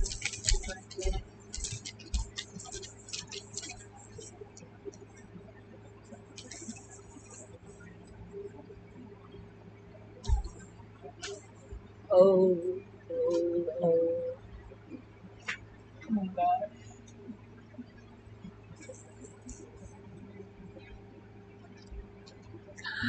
Let's see, Adopt Me Summerfest Week 3. Week 3A. New minigame, ice cream frozen. We got a hermit crab box with 4 variants and a leopard shark. Oh man. Oh man. Okay.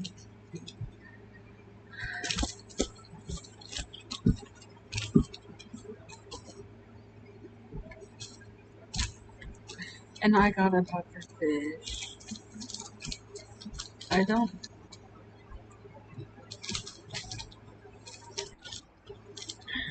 got my new pufferfish. I want to see what's going down. Navigate. Oh my gosh. Oh my gosh. Follow me.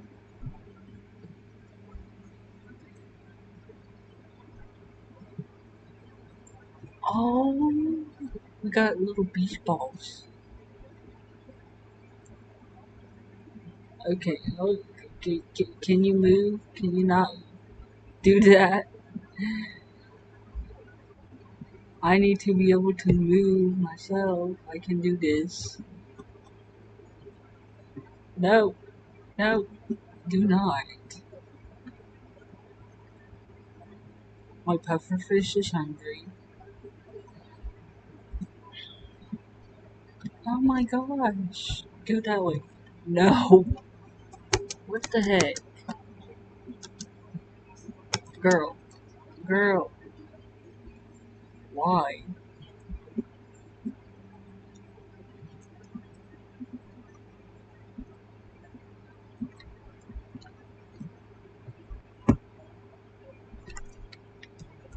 I Why do I have trouble with this? What's the problem?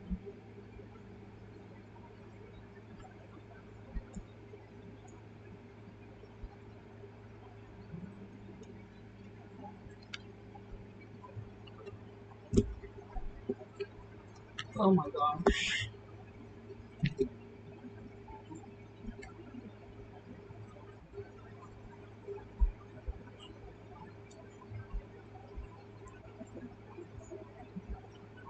It was fast. I was sleeping and then he added her. Boom, boom, boom, boom. Boom, boom, boom, boom. I heard hands hit the floor, but like fast. It sounded so loud. So loud.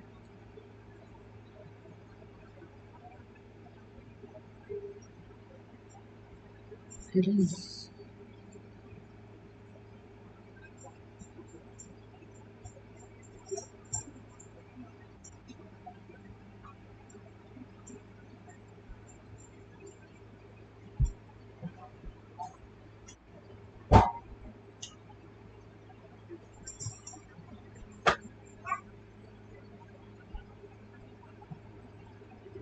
Okay, let's start it again.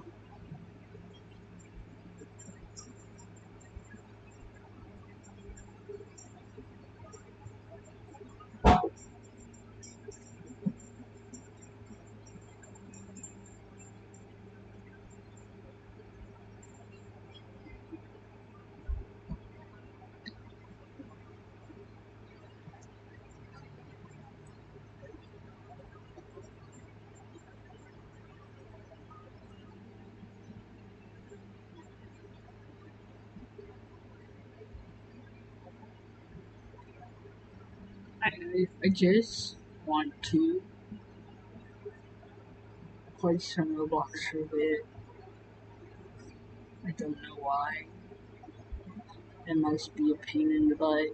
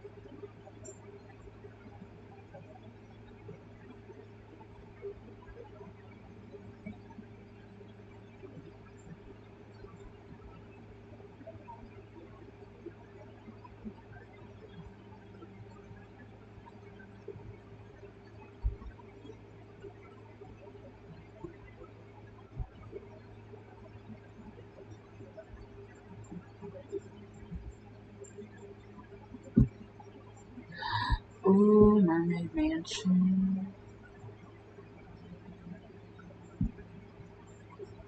I mean, sure. As long as I don't have to.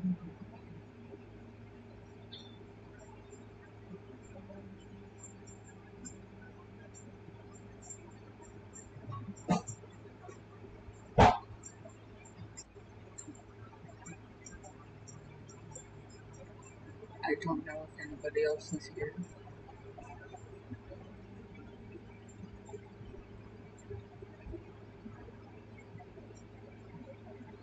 Don't let me be the only one. That would really suck, honestly.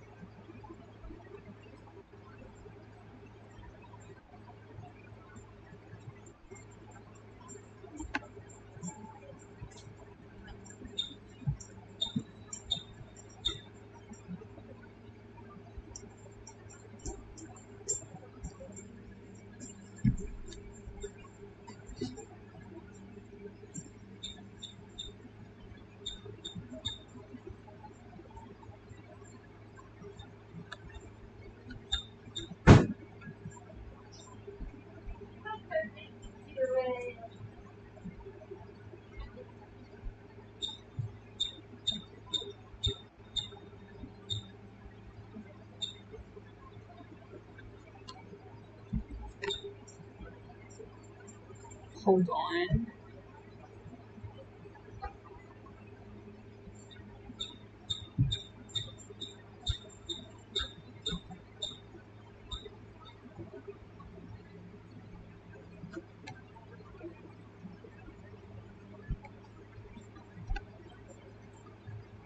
This lagging. What's up with that?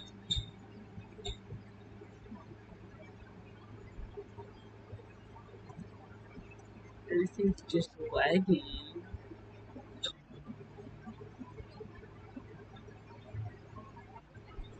I would like not to lag.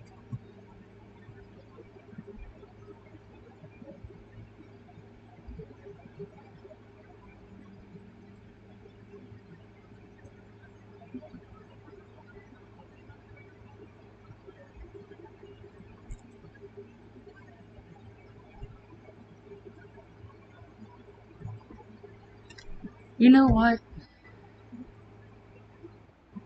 I might just switch to zones.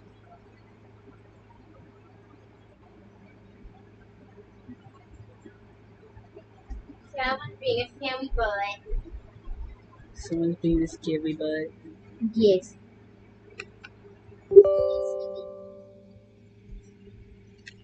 Are you being You're silly? maybe your silliness. I see it.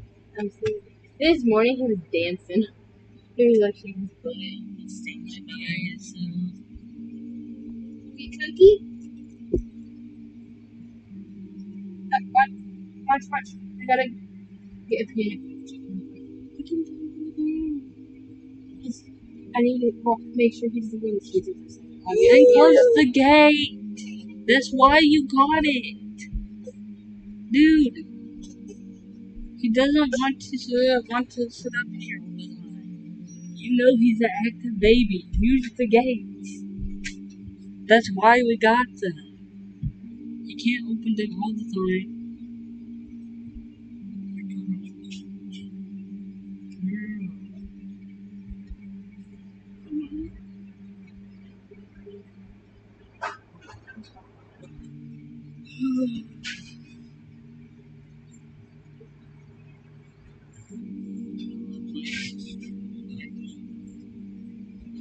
Since she uses to find some. Sure.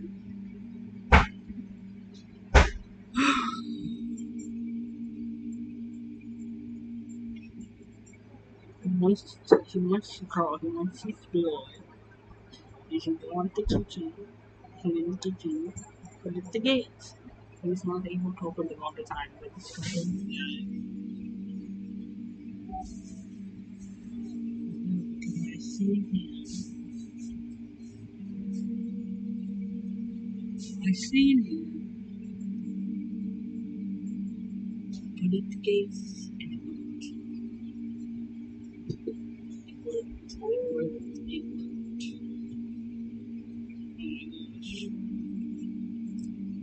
Oh my gosh. I'm like, so dead.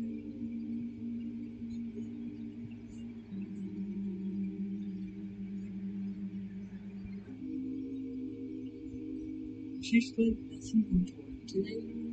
Plus,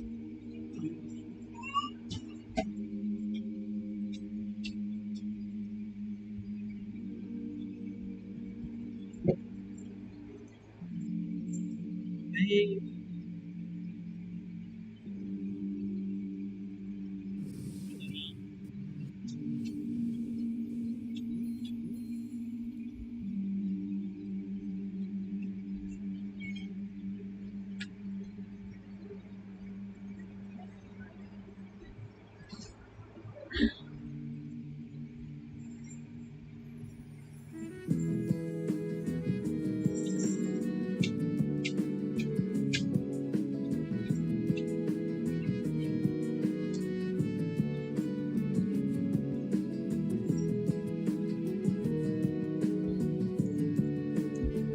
We will see.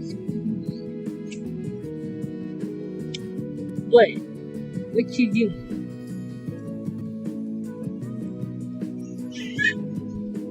What is it? What is it? What is it? Hey!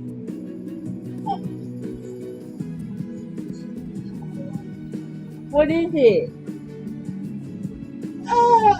Yeah? Yeah?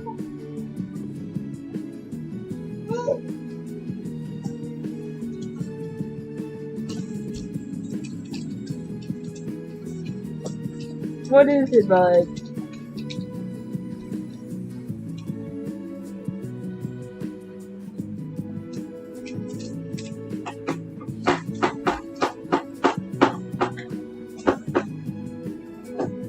Dancing by herself, she's down. Buddy! What you doing?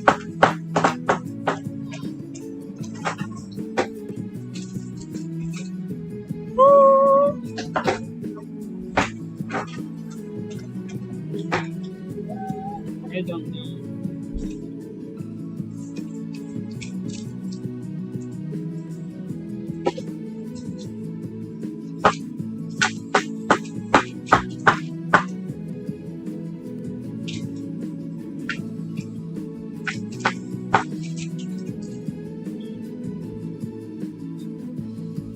Nope, nope, nope, nope, nope, no, no.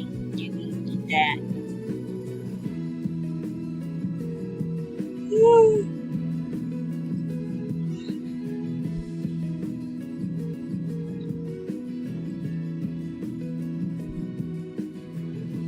I know.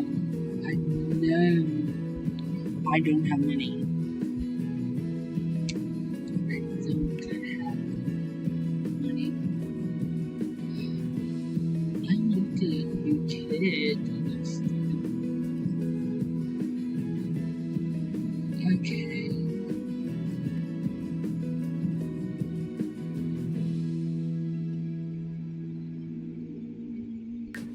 So I'm trying to figure out which game.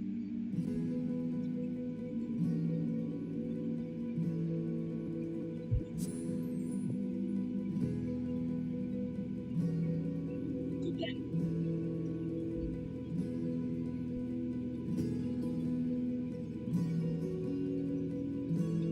We'll go back. We'll go back. We'll go back.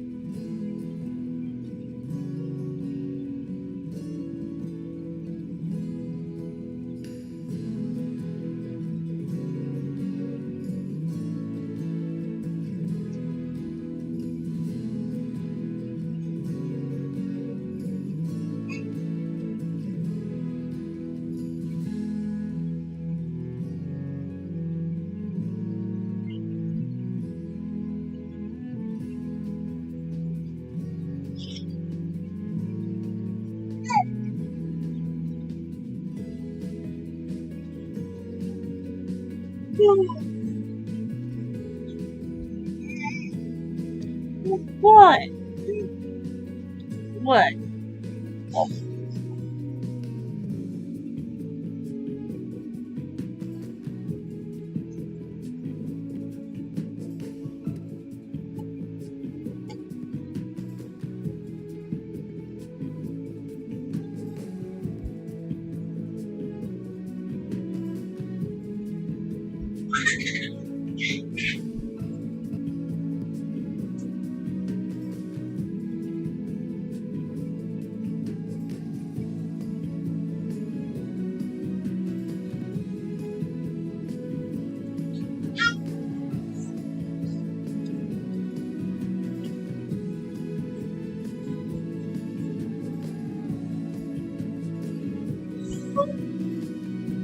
I know, man.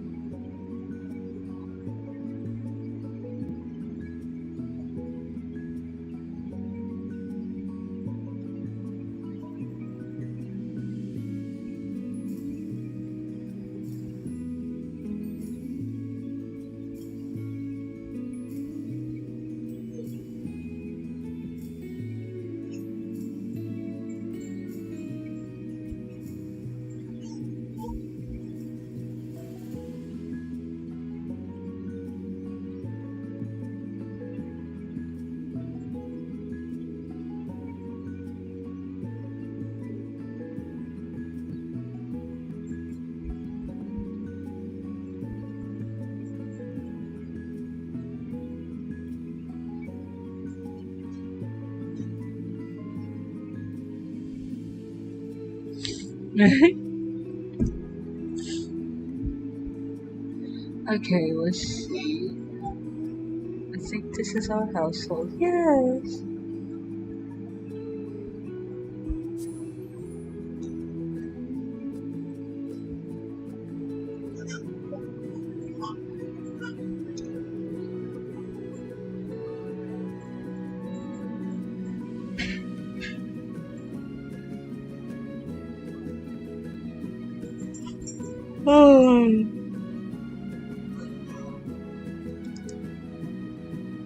Oh my gosh.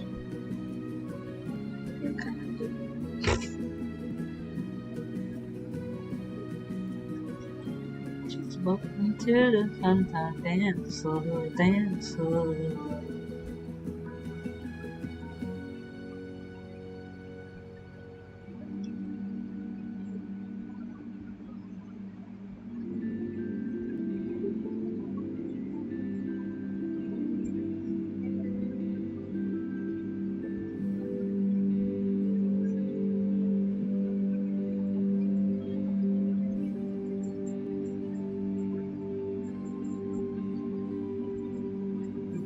It's like that every freaking day.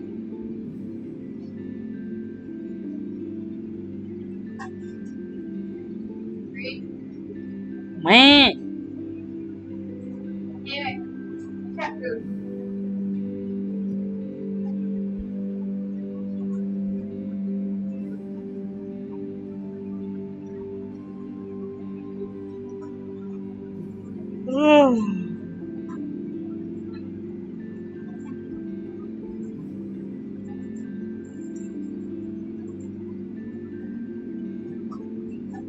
He just wants to try caffeine for himself. So he shouldn't have it.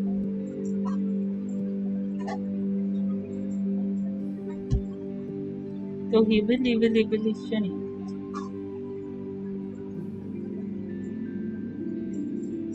So he really shouldn't.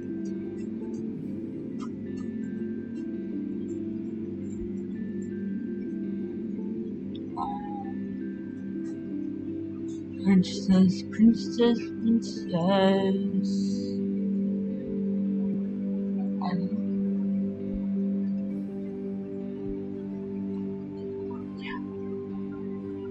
into the ass.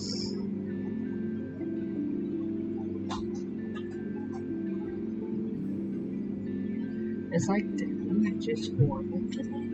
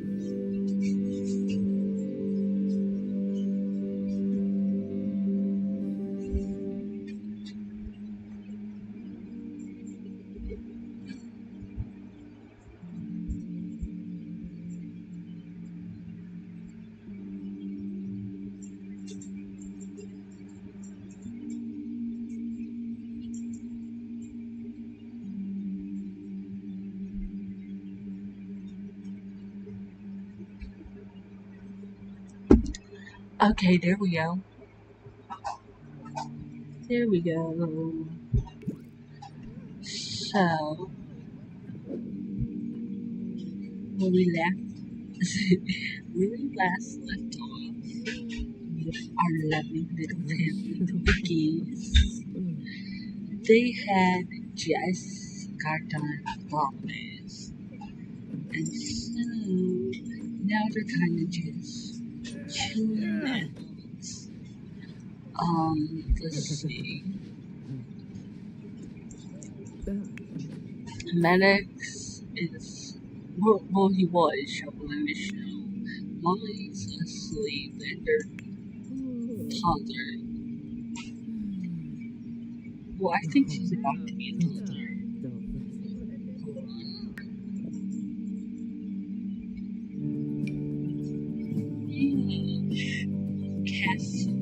see will be a toddler tomorrow.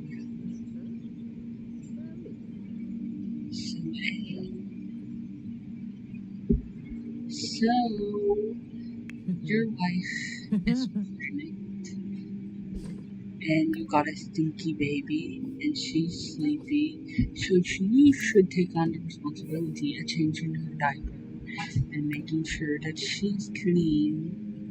So, you're going to give her a bath, and you're going to change her diaper, just so we got all the basics out of the way. You know,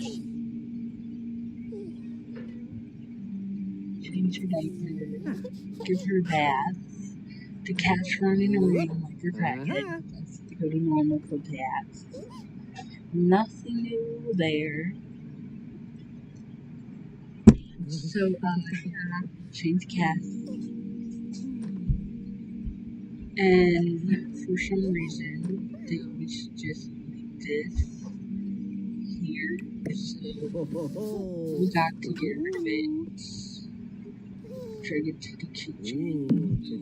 Right here. Where is it? He's sleepy. He needs to sleep. We'll get you your sleep in a minute. After we take care of the baby and make sure that she's not well. And you know what? Let's check on her. She's tired. She's pretty tired, so we're going to put her to bed. Wait, hold on. You need to put her to bed, then you can.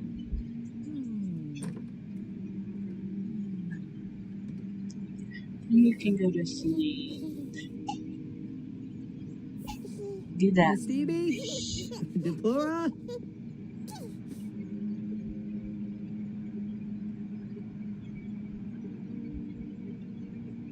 You know. Oh, Scooter Noo Boo.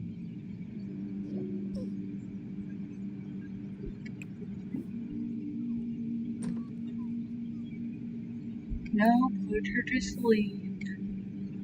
Put her to sleep.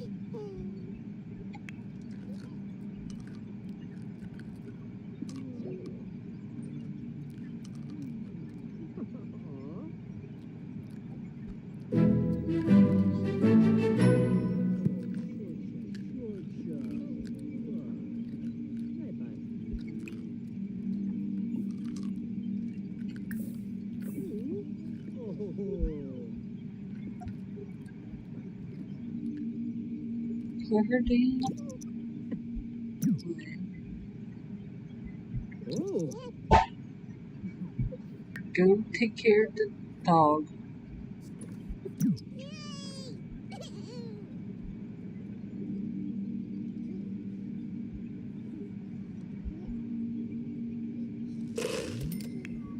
I don't know what is it.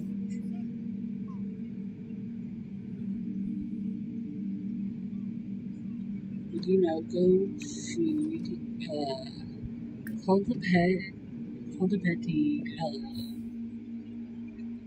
Lily, come on.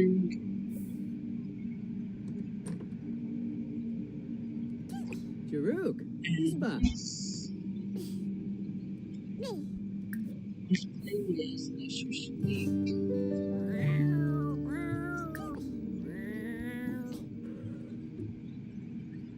We're going to pet. Aw.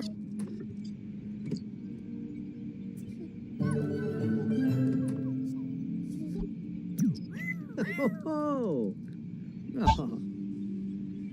Oh. Big say? The breeze. Going to play with the car.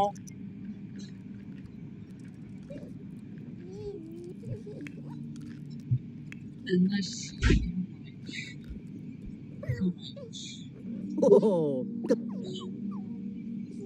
gonna have to pick him Whoa. Ah. Oh. Okay, Duka. so we're going to Duka. Boo. Oh. Hurry.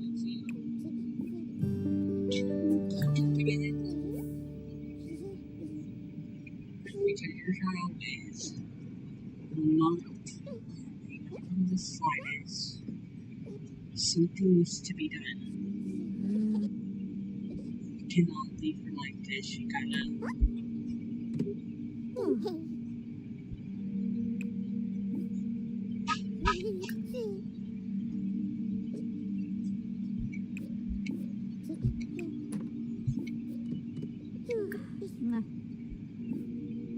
Chives. She just.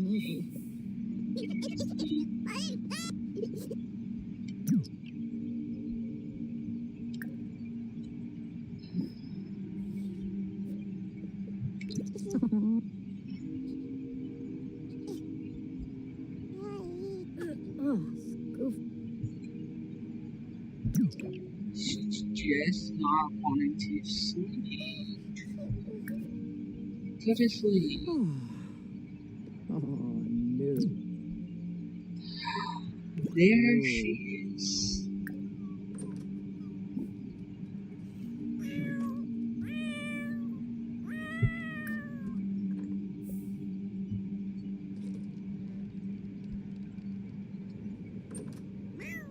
Oh, that is nasty. We cannot.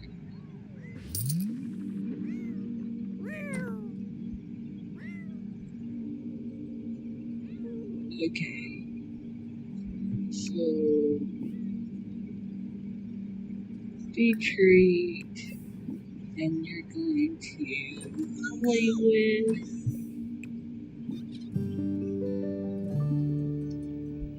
Preserve Mr. Sleep Kiba. Vempa Gloosh. because he needs some time, and then you can like sleep. Where's your husband? My dude. If you're going to sleep, at least sleep in your bed.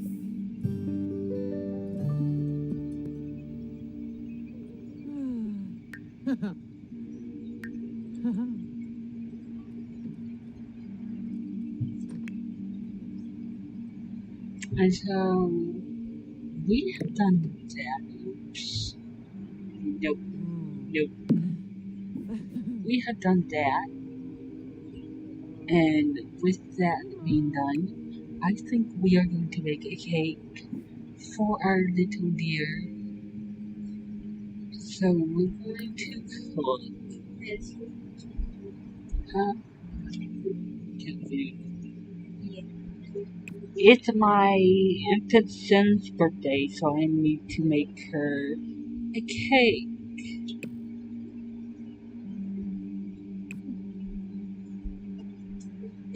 Let's see, let's make a cake. So get into the kitchen.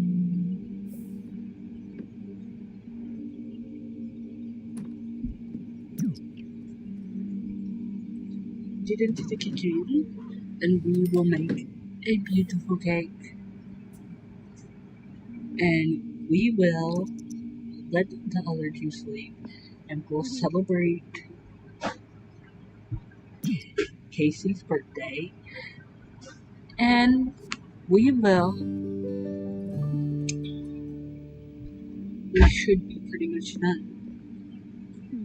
Wait, not done, but like, we can knock out the hunger as we bake the cake. Knock it out.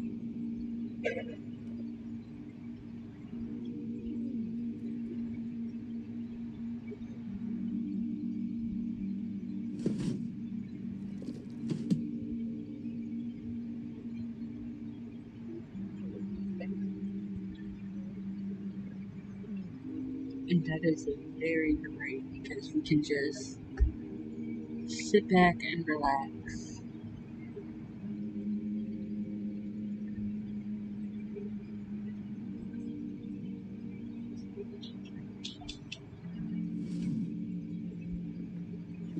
Okay, and so what we're going to do is that we're going to Zator. add birthday candles and we're going to get ready to age up the toddler our Oh, the baby Steve, boy.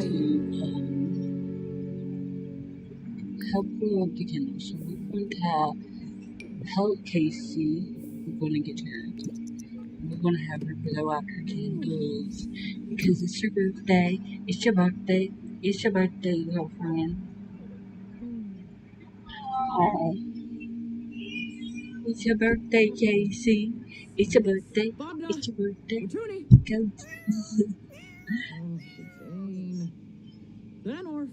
It's your birthday, Casey. It's your birthday. It's your birthday.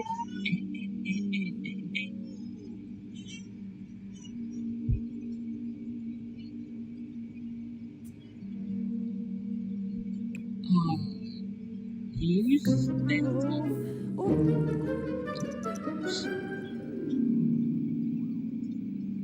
Please do not be. Oh, you pissed yourself.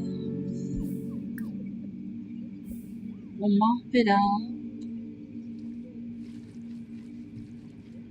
You pissed yourself.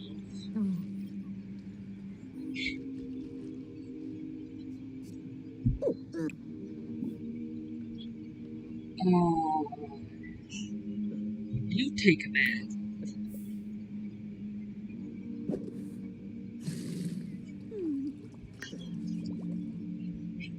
Look, I know it's not fun.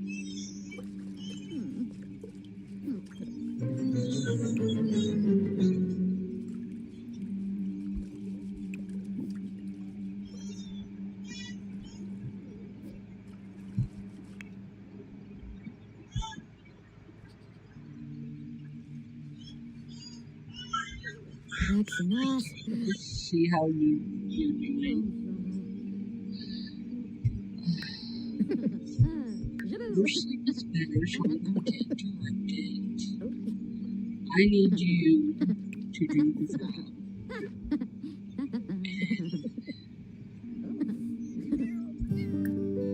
I need you to help Casey blow out her candles. Okay, do by yourself.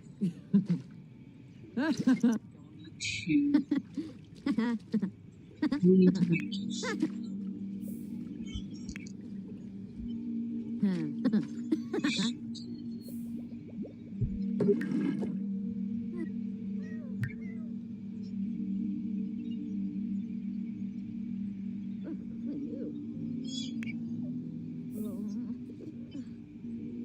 Come on. Why is nobody moving?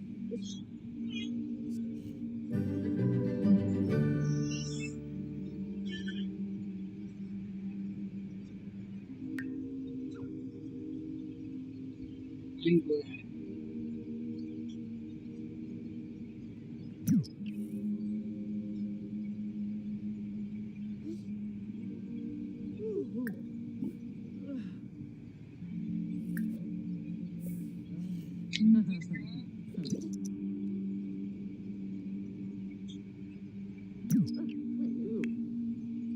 He's not doing anything. Okay, wake up. Wake up.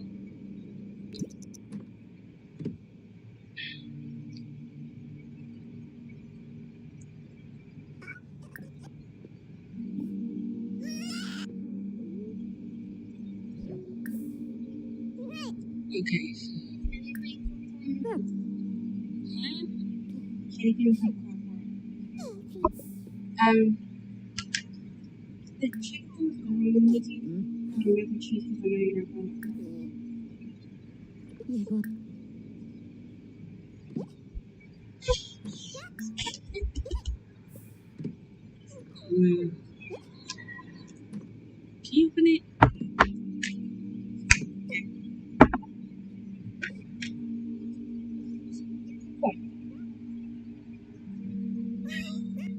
We'll be back. Baby, you can't. That's true. You can't do that. Nice try, baby. If you want corn, you need to be patient.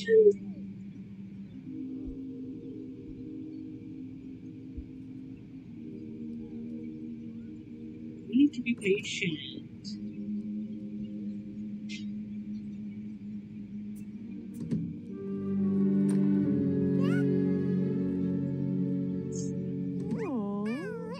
Uh-huh.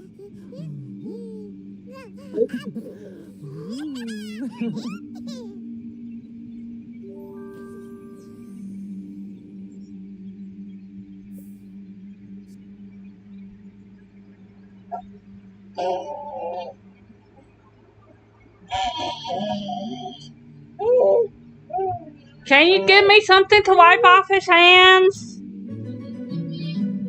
There's corn and stuff on the couch cover. On the cover. Okay.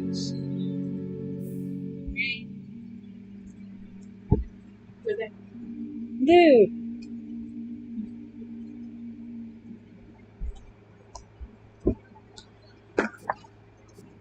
Toddlers' days spent with playing is one in the world learning to communicate. Nope. You cannot do that. You cannot do that.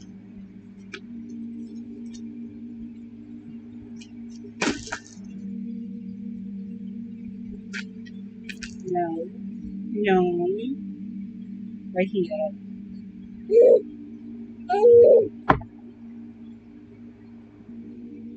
What's going on?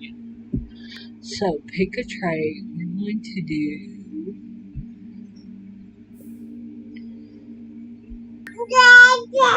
We're gonna make her Oh, she's Libby. doing fine. She Bom can and eat a little bit. Oh, oh, oh. Sangula. Oh, so Oh my. nice.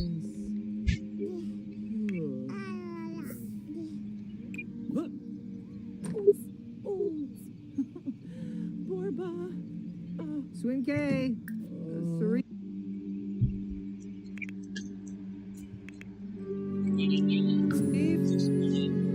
Shanaro. No.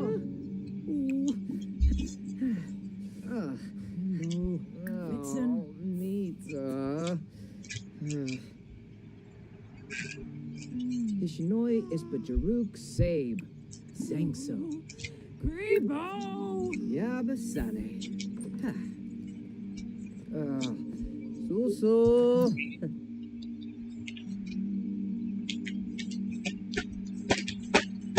We need to go.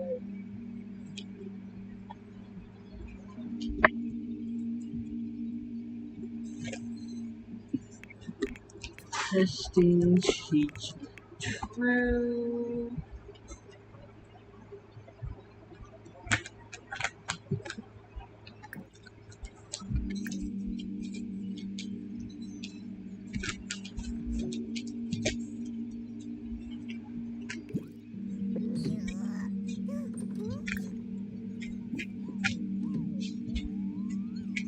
Okay, we're gonna cheat these. Make happy.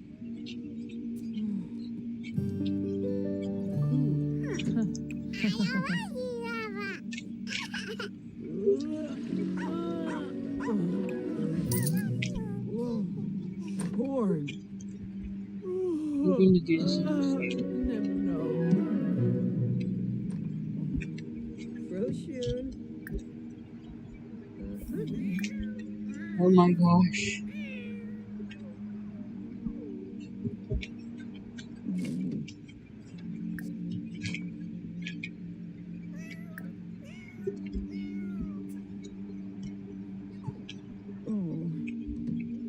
Oh.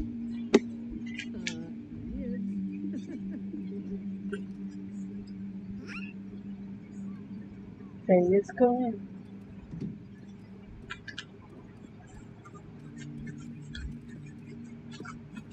Oscar, no.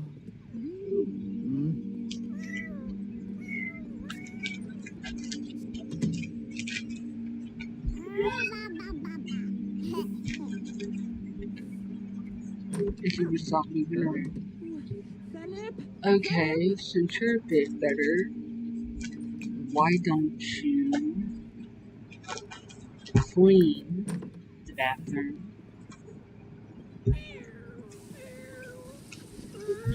Saber. Clean the yachts.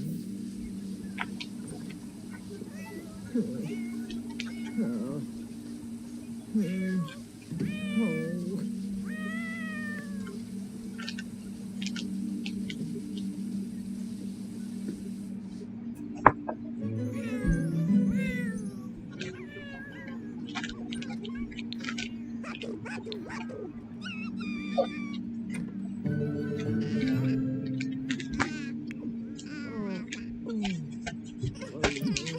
Okay, using it. She's bored. Oh my gosh.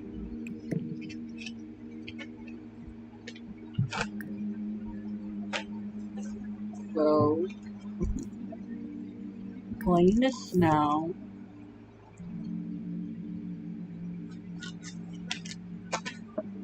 Dude.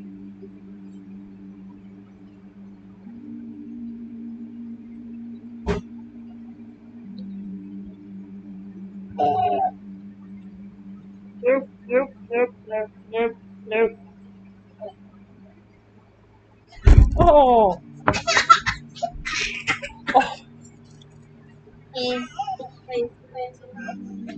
No, he fell backwards. I was trying to get him. He fell. What? Yeah, he fell backwards on his back.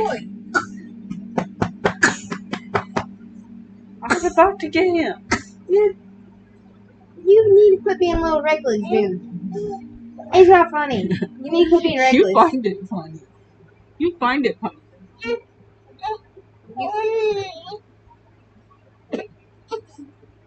Hey, hey. He's Listen like, to but I me. want you. I will give you a bath. He after wants this. you. He's like, I want you, mother. I know, baby. I know you do. Mama got his food. It's her chin. He's like, but I don't care. I want mommy. Well, I'd rather not help right now. Wax, come here. Come here. I'm sorry. I'm so sorry.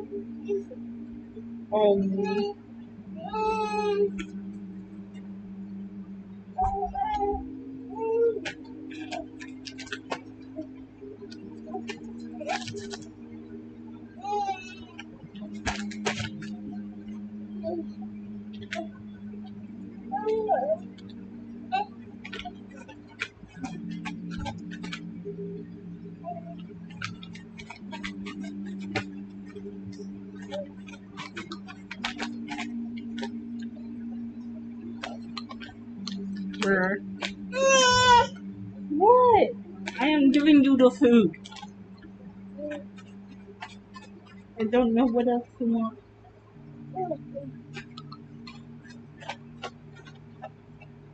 I don't know what else you want.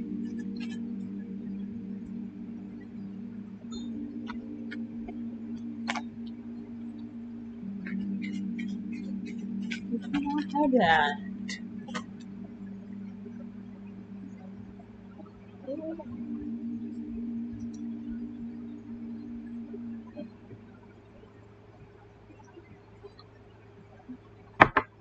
Nope, nope, nope.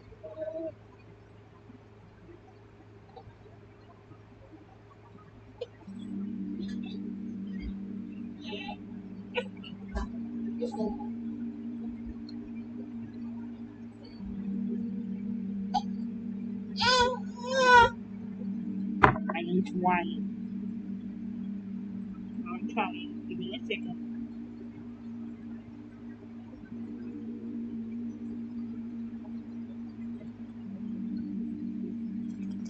Dude. No. No. No.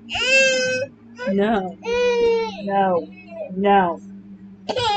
No. No. No. No. No.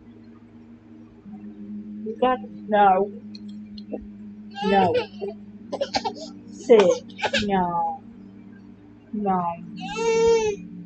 No. No. No. No. No. No.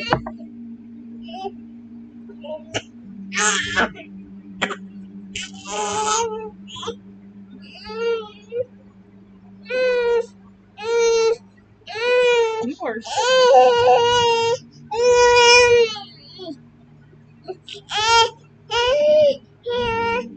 okay, I get it. You don't want to be up here.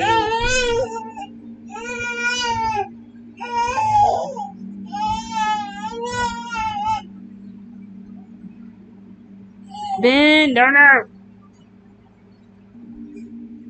No, no, no, no, no. I'm Joey. I'm Joey. I'm Joey. You can't have that. It's not toy.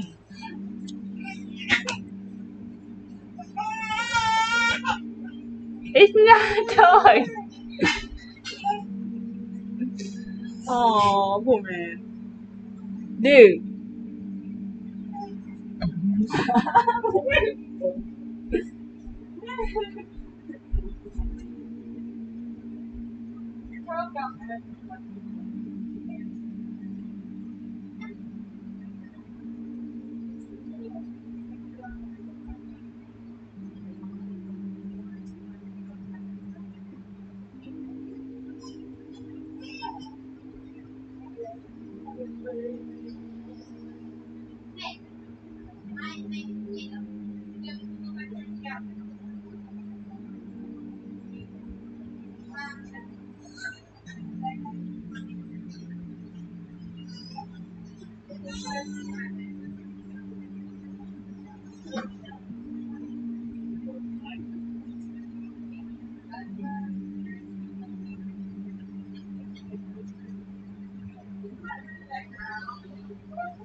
What you grabbing at me for? I did nothing but feed you. You can't eat hand sanitizer.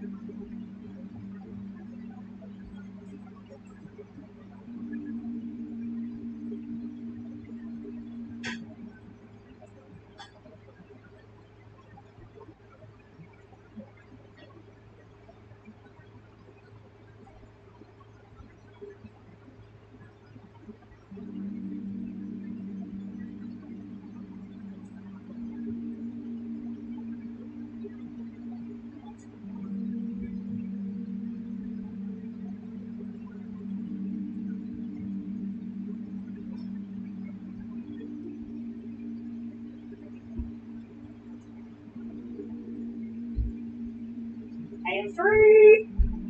I'm free! I'm free!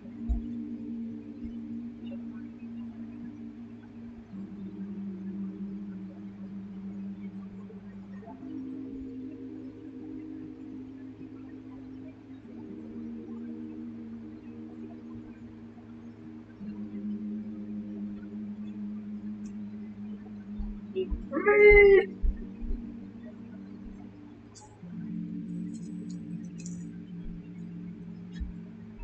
Because I am free, I shall go about.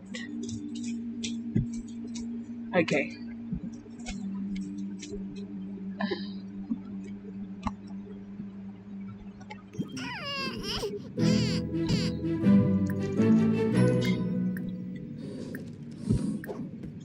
Oh, Orba!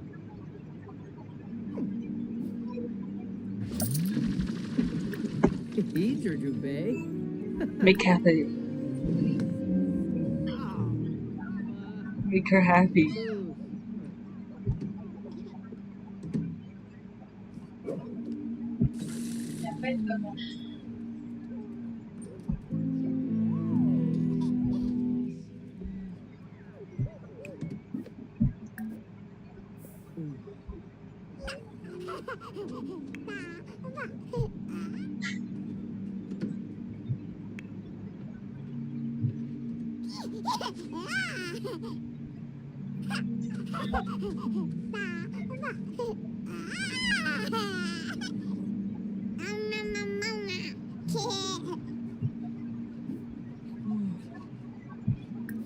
Play in the meow.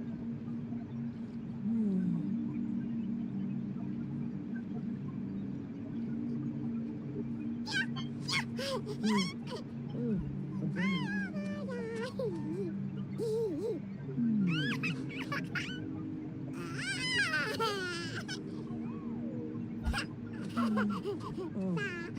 Oh,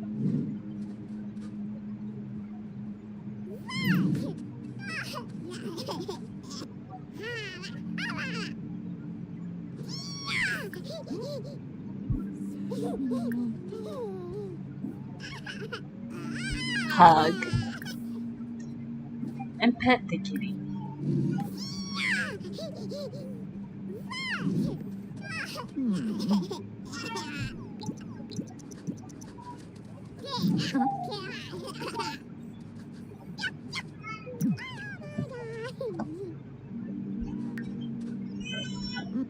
Okay.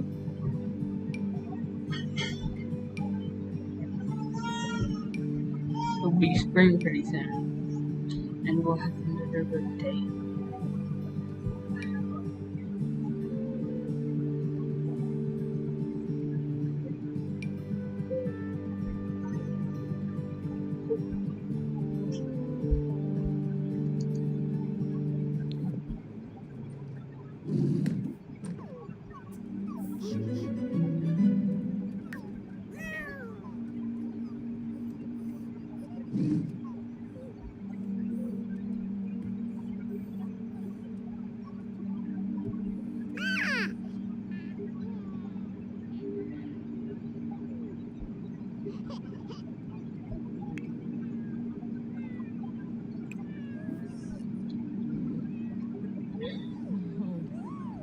Orba.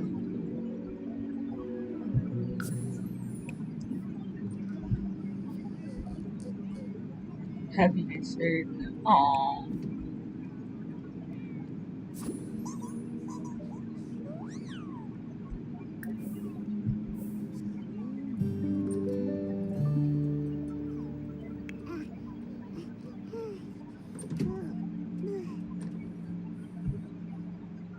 Why are you hiding?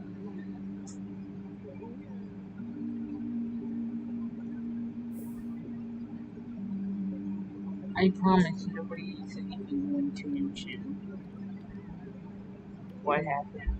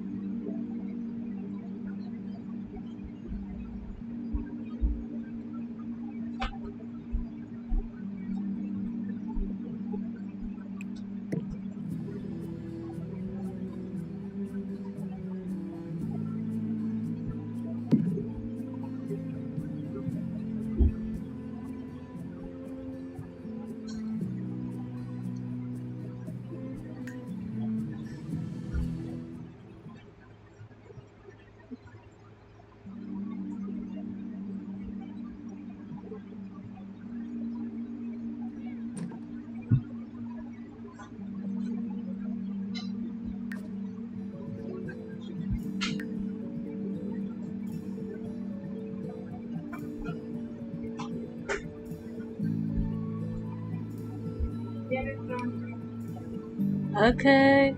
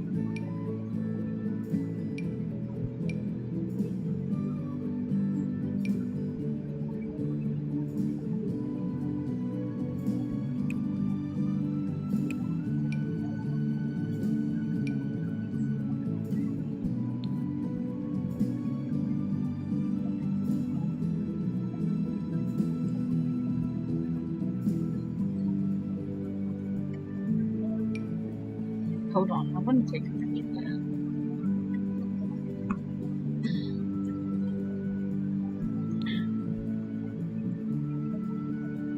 See if anybody would have any idea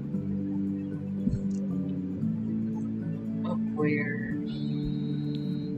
the hair would come out.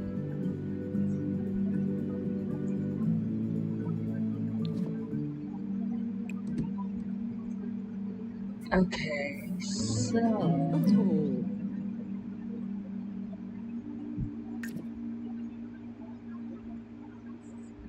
save and go to manage work.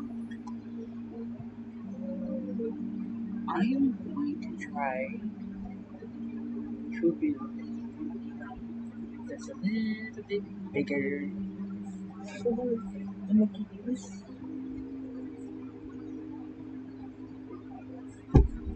But guys, I need to pass this. I need to pass this.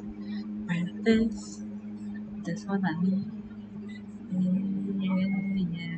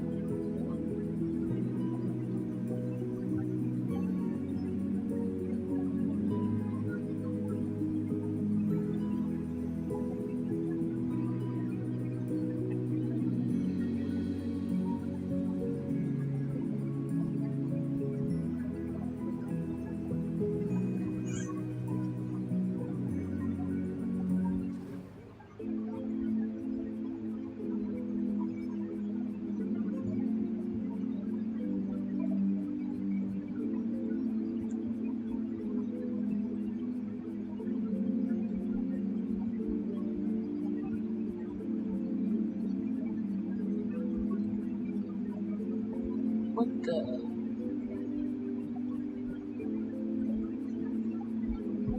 What's that? Okay.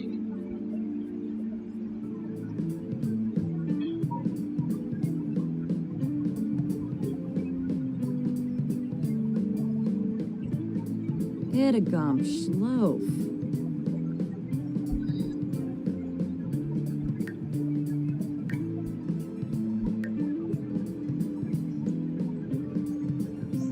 So let's get one of these songs together. Huh?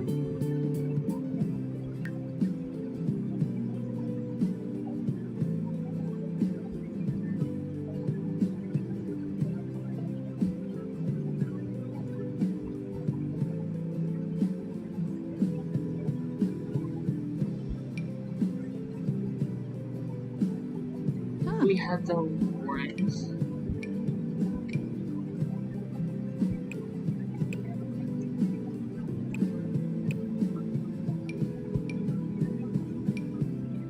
can have the third youngest one share a friend. Ooh.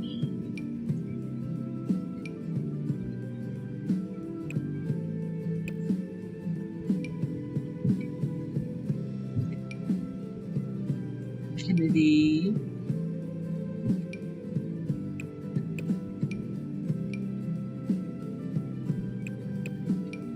Their cat Goose.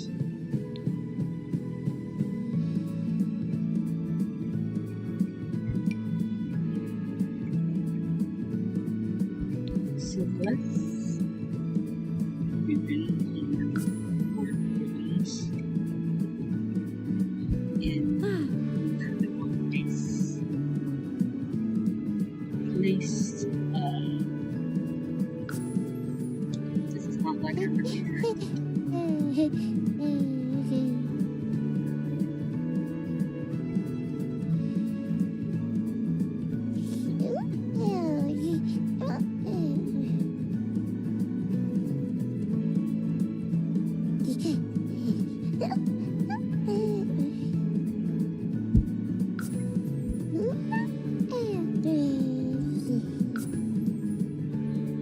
I mean, there are safety measures. And maybe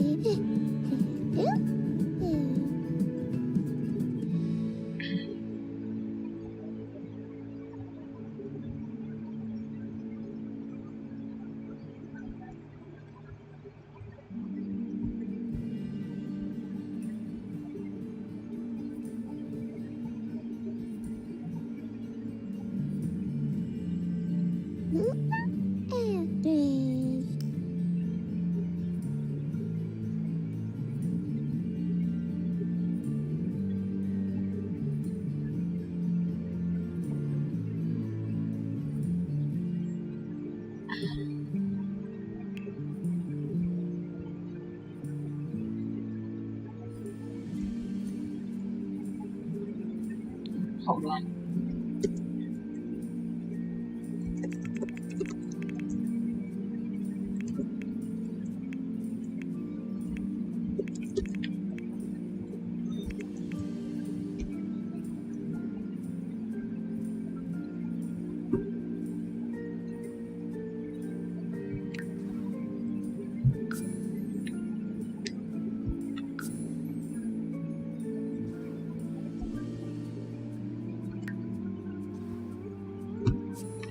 We will have to edit it.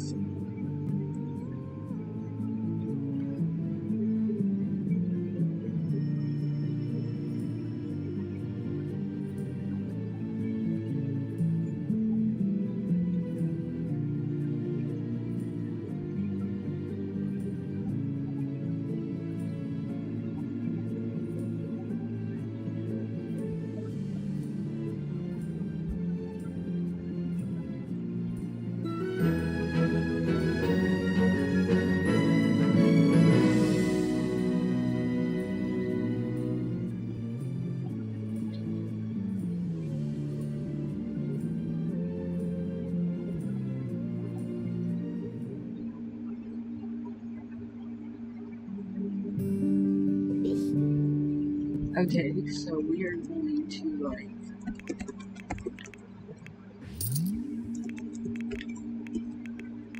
cheat the system a bit.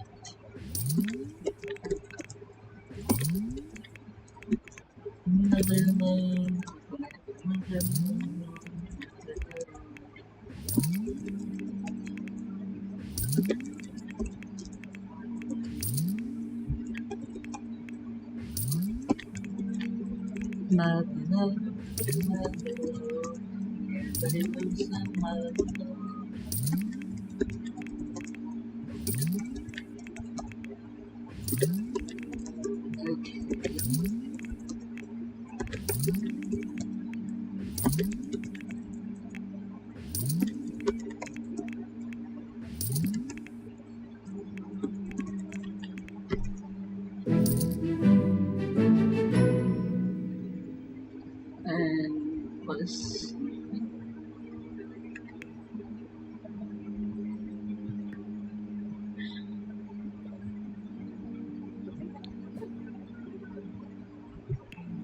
house.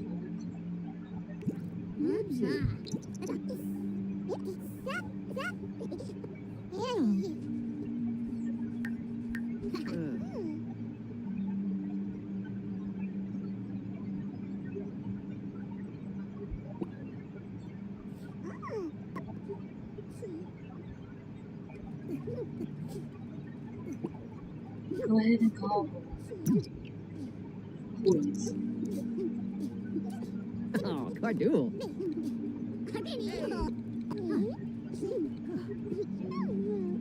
Oh,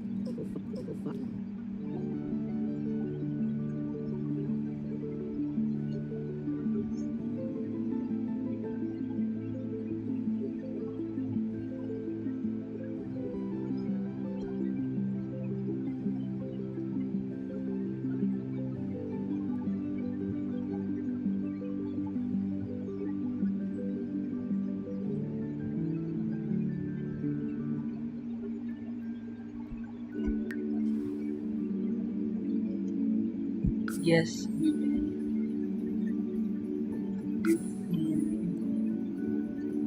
Like everything. Keep everything.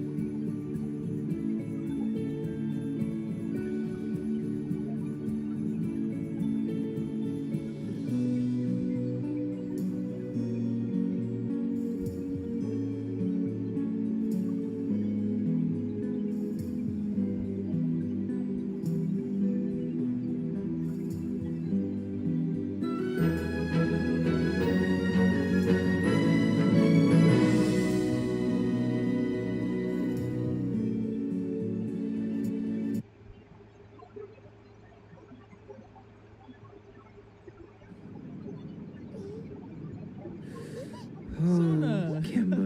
Well, no. Oh, Wetzel. Orochi. Fenty Swope. Let's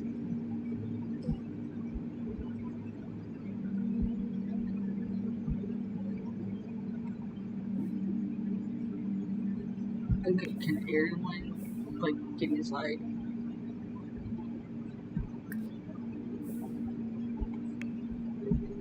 So you don't, I don't know, freeze to death.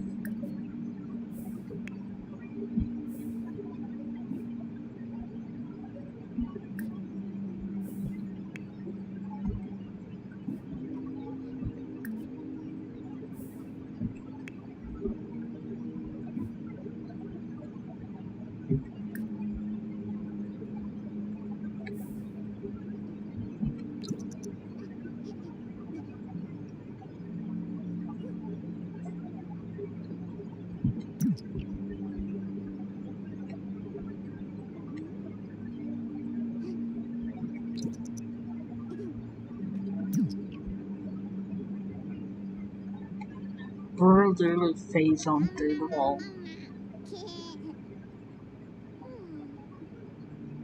Okay. So hopefully they won't be bored anymore. And they can just go explore.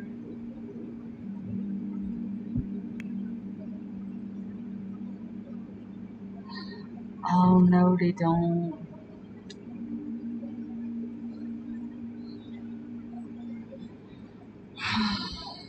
I can't believe that I'm gonna have to go in again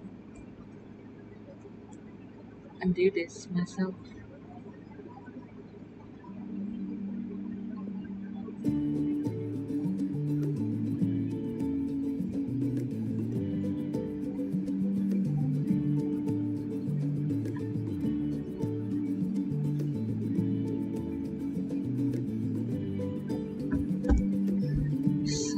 let's see.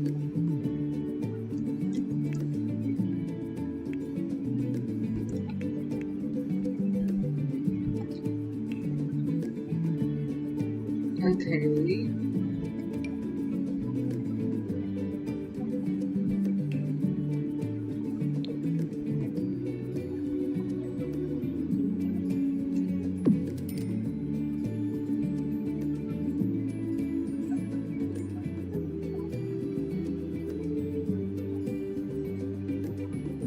Okay, so let's have my dude over here turn it on.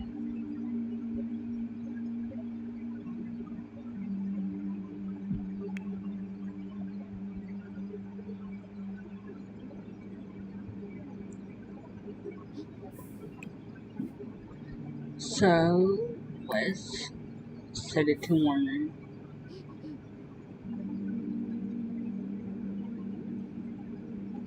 So that way everyone will be cool.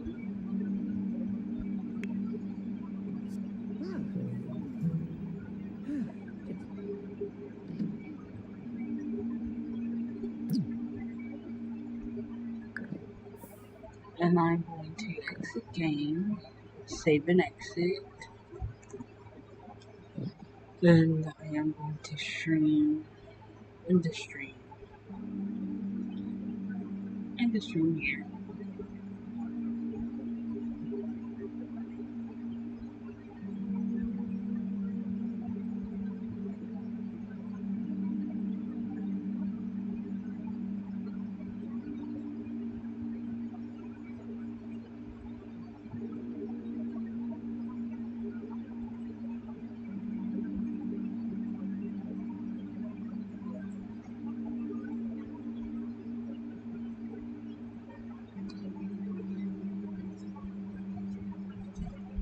Oh,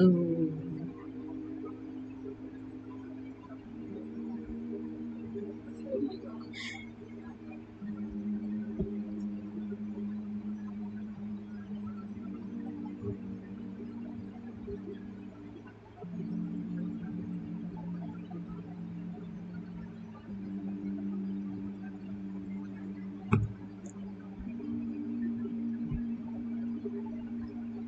Hi.